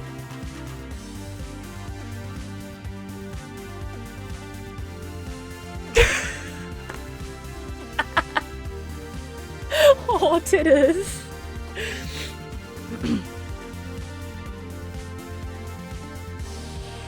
Also, I'm so glad to see that my dancing emote randomizer is working, because that dancing moth is so good. I know only folks with Frankerface will be able to see it, but yeah, it is great. I love it. Also, just as a reminder for folks that do use Frankerface or BTTV, all of my subscriber and follower emotes are available through both of them, so you don't have to be subscribed to the channel to use the emotes. And I put some effort into making some pride flag versions of the Hobby's Heart as well. So there are lots of lovely pride flags that you can share your personal favourite flavour of pride with a little bit of a Trash Panda twist. I love their little froogies as well. Been digging this tonight, I hope you're good. I'm doing great, despite the fact that the game has been really, really difficult recently because of the last little bit of it there, because of my controller being broken. I've really, really enjoyed it. Thanks for reminding me I really need to grab FFC. I will forget, but thanks for reminding me anyhow. Do you want me to, like, send you a reminder on Discord, Tidders? The thing I found really great, actually, is that if you get FFC instead of BTTV, FFC has a BTTV plugin. So you can get all the BTTV stuff through FFC. And then you only have to have one of the thingies. And you get all of the different Mothmen that I've found. Yes, I spent most of my time on the two Twitch emote add-ons looking for Mothman emotes. Fuck, I'll do it now before I forget. Fair, fair. I'm really hoping they make an announcement for Narita Boy 2 at some point soon. I know they've got Haneda Girl coming out this year, and I'm looking forward to actually getting to play that because I missed out on the demo. They released the demo during the Steam Demo Festival in October of last year when I was moving house. So I didn't have access to the internet, couldn't play it. And by the time I was all set up and everything, nope, no dice. Bit gutting, really.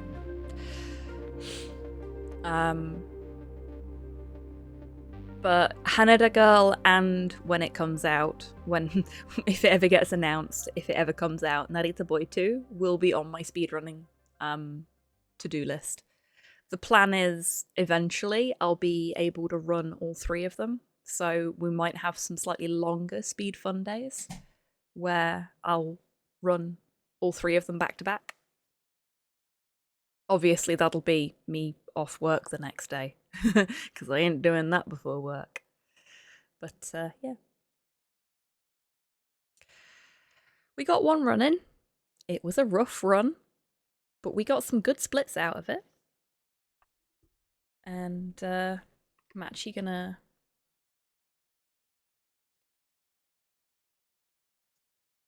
I'm gonna leave it like that for a minute while I take a look at the splits. See how we did. Okay, so... Oh, shit. My Lord VHS was actually my best Lord VHS, apparently. Glaucoma was my best Glaucoma. Black Rainbow was... a tiny bit behind on my best. Like 30 seconds. That's it. Less than 30 seconds, in fact. Dragon. It was my best dragon. Dragonbot. It was my best Dragonbot. Redbeard. My Redbeard is a bit screwy because I had Crab before Redbeard and I altered my splits and it threw everything out, so that's always going to be a bit wonk. But I think I've done better Redbeards than that. Crab, best Crab, apparently. Fishkoi, best Fishkoi. White Noise. White Noise was an entire minute slower than usual. Would you believe, despite everything, that was my best hex? And would you believe, despite everything, that was my best glove? And my best hymn. Well, that's upsetting. Like, I got better segments overall there than I have done in previous runs. But because of fuckery, it ended up being not as good. Ah well, that means that there's definite room for improvement.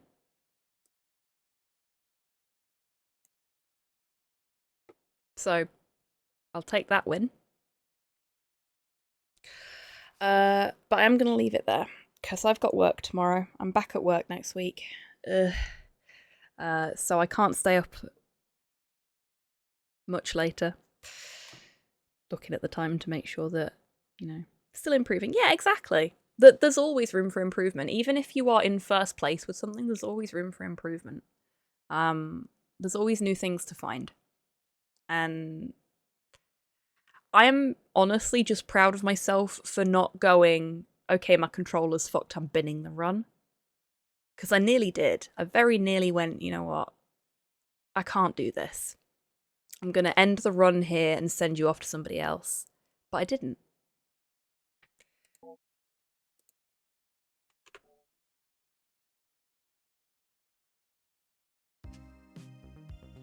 I didn't do that. I went, no, I'm going to try. Even if it's bad, even if I'm really struggling with it, I'm going to prove to myself that I can do this. And I did it. I did it. I did it despite the fact that Narita Boy was having way too much fun with his wildfire. Which is not a euphemism. So I'm okay with that. But I am now quite tired. Okay.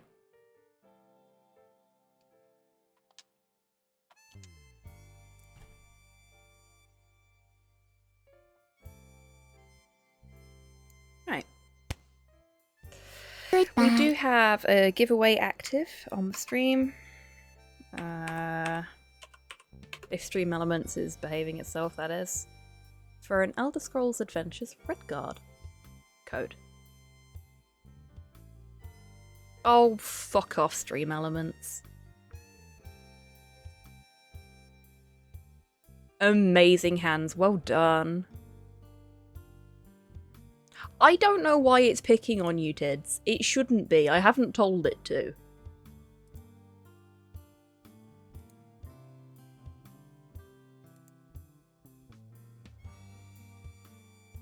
At least it let you buy tickets for the giveaway.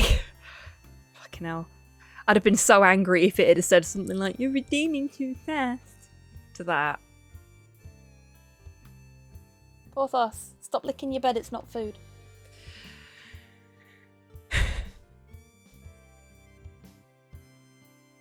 Oh, fuck off, Stream Elements. What the hell? It just doesn't like you using the success command anymore, but it's fine because the success command won't be on it anymore soon. I'll fix that.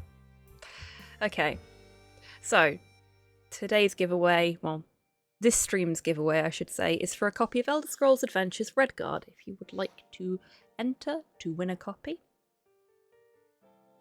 Oh, very little at this point, Tids. It's just the giveaway and a handful of the commands that I've not bothered to move over yet. Or, I say not bothered. I had a lot of sound commands, so there's a couple that are left to migrate over.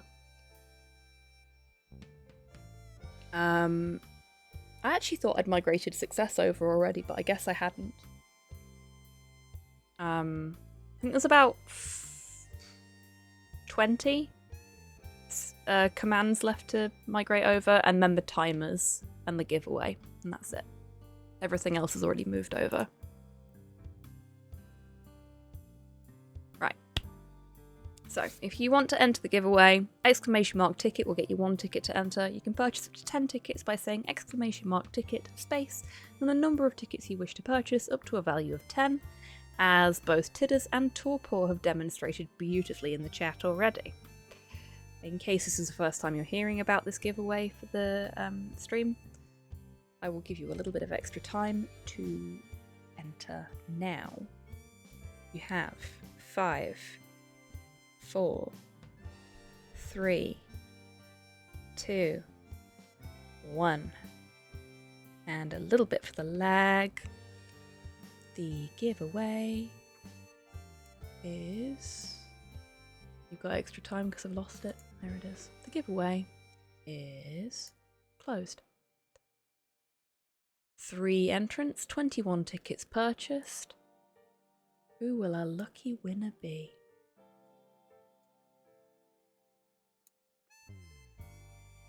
Our winner is... Torpor! Congratulations, Torpor. I will send you the code via Discord in a little bit. Winning with a 47.62% chance. Well done. Rocket despite not entering.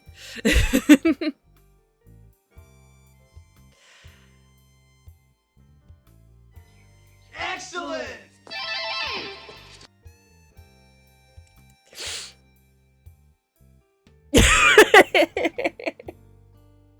We'll get that fixed for you soon, Tidders, I promise. Okay. I will be back on Wednesday. We'll do some hobby happy hour. I have done some work on our little witchy friend since our last hobby happy hour stream, so I will take you through what I've done and then we'll get some more work done on her. Yeah, that's everything, I think. So now all I've got to do is find someone to send you all off to. Who have we got that's speed running tonight? Oh no! Mormons! You too, Brew. Thank you for being here. It's been lovely to have you. I'm glad you've enjoyed the game.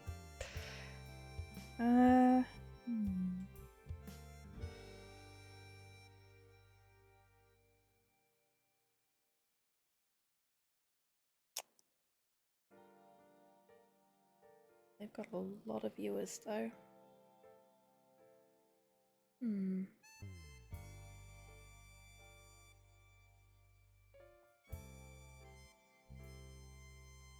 really struggling to decide who to send you over to. I'll tell you what. I can't see any of our speedrun friends online right now. So... we're gonna go and see SK, who is playing some Resident Evil 0, I believe.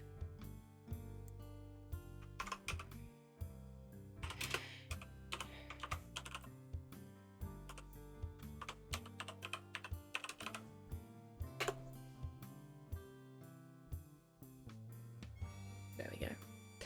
So if you want to join in the raid but don't get pulled through for any reason, there is the link to SK's channel. Lovely, lovely streamer. Pops in occasionally to say hi to everyone, so well worth a follow.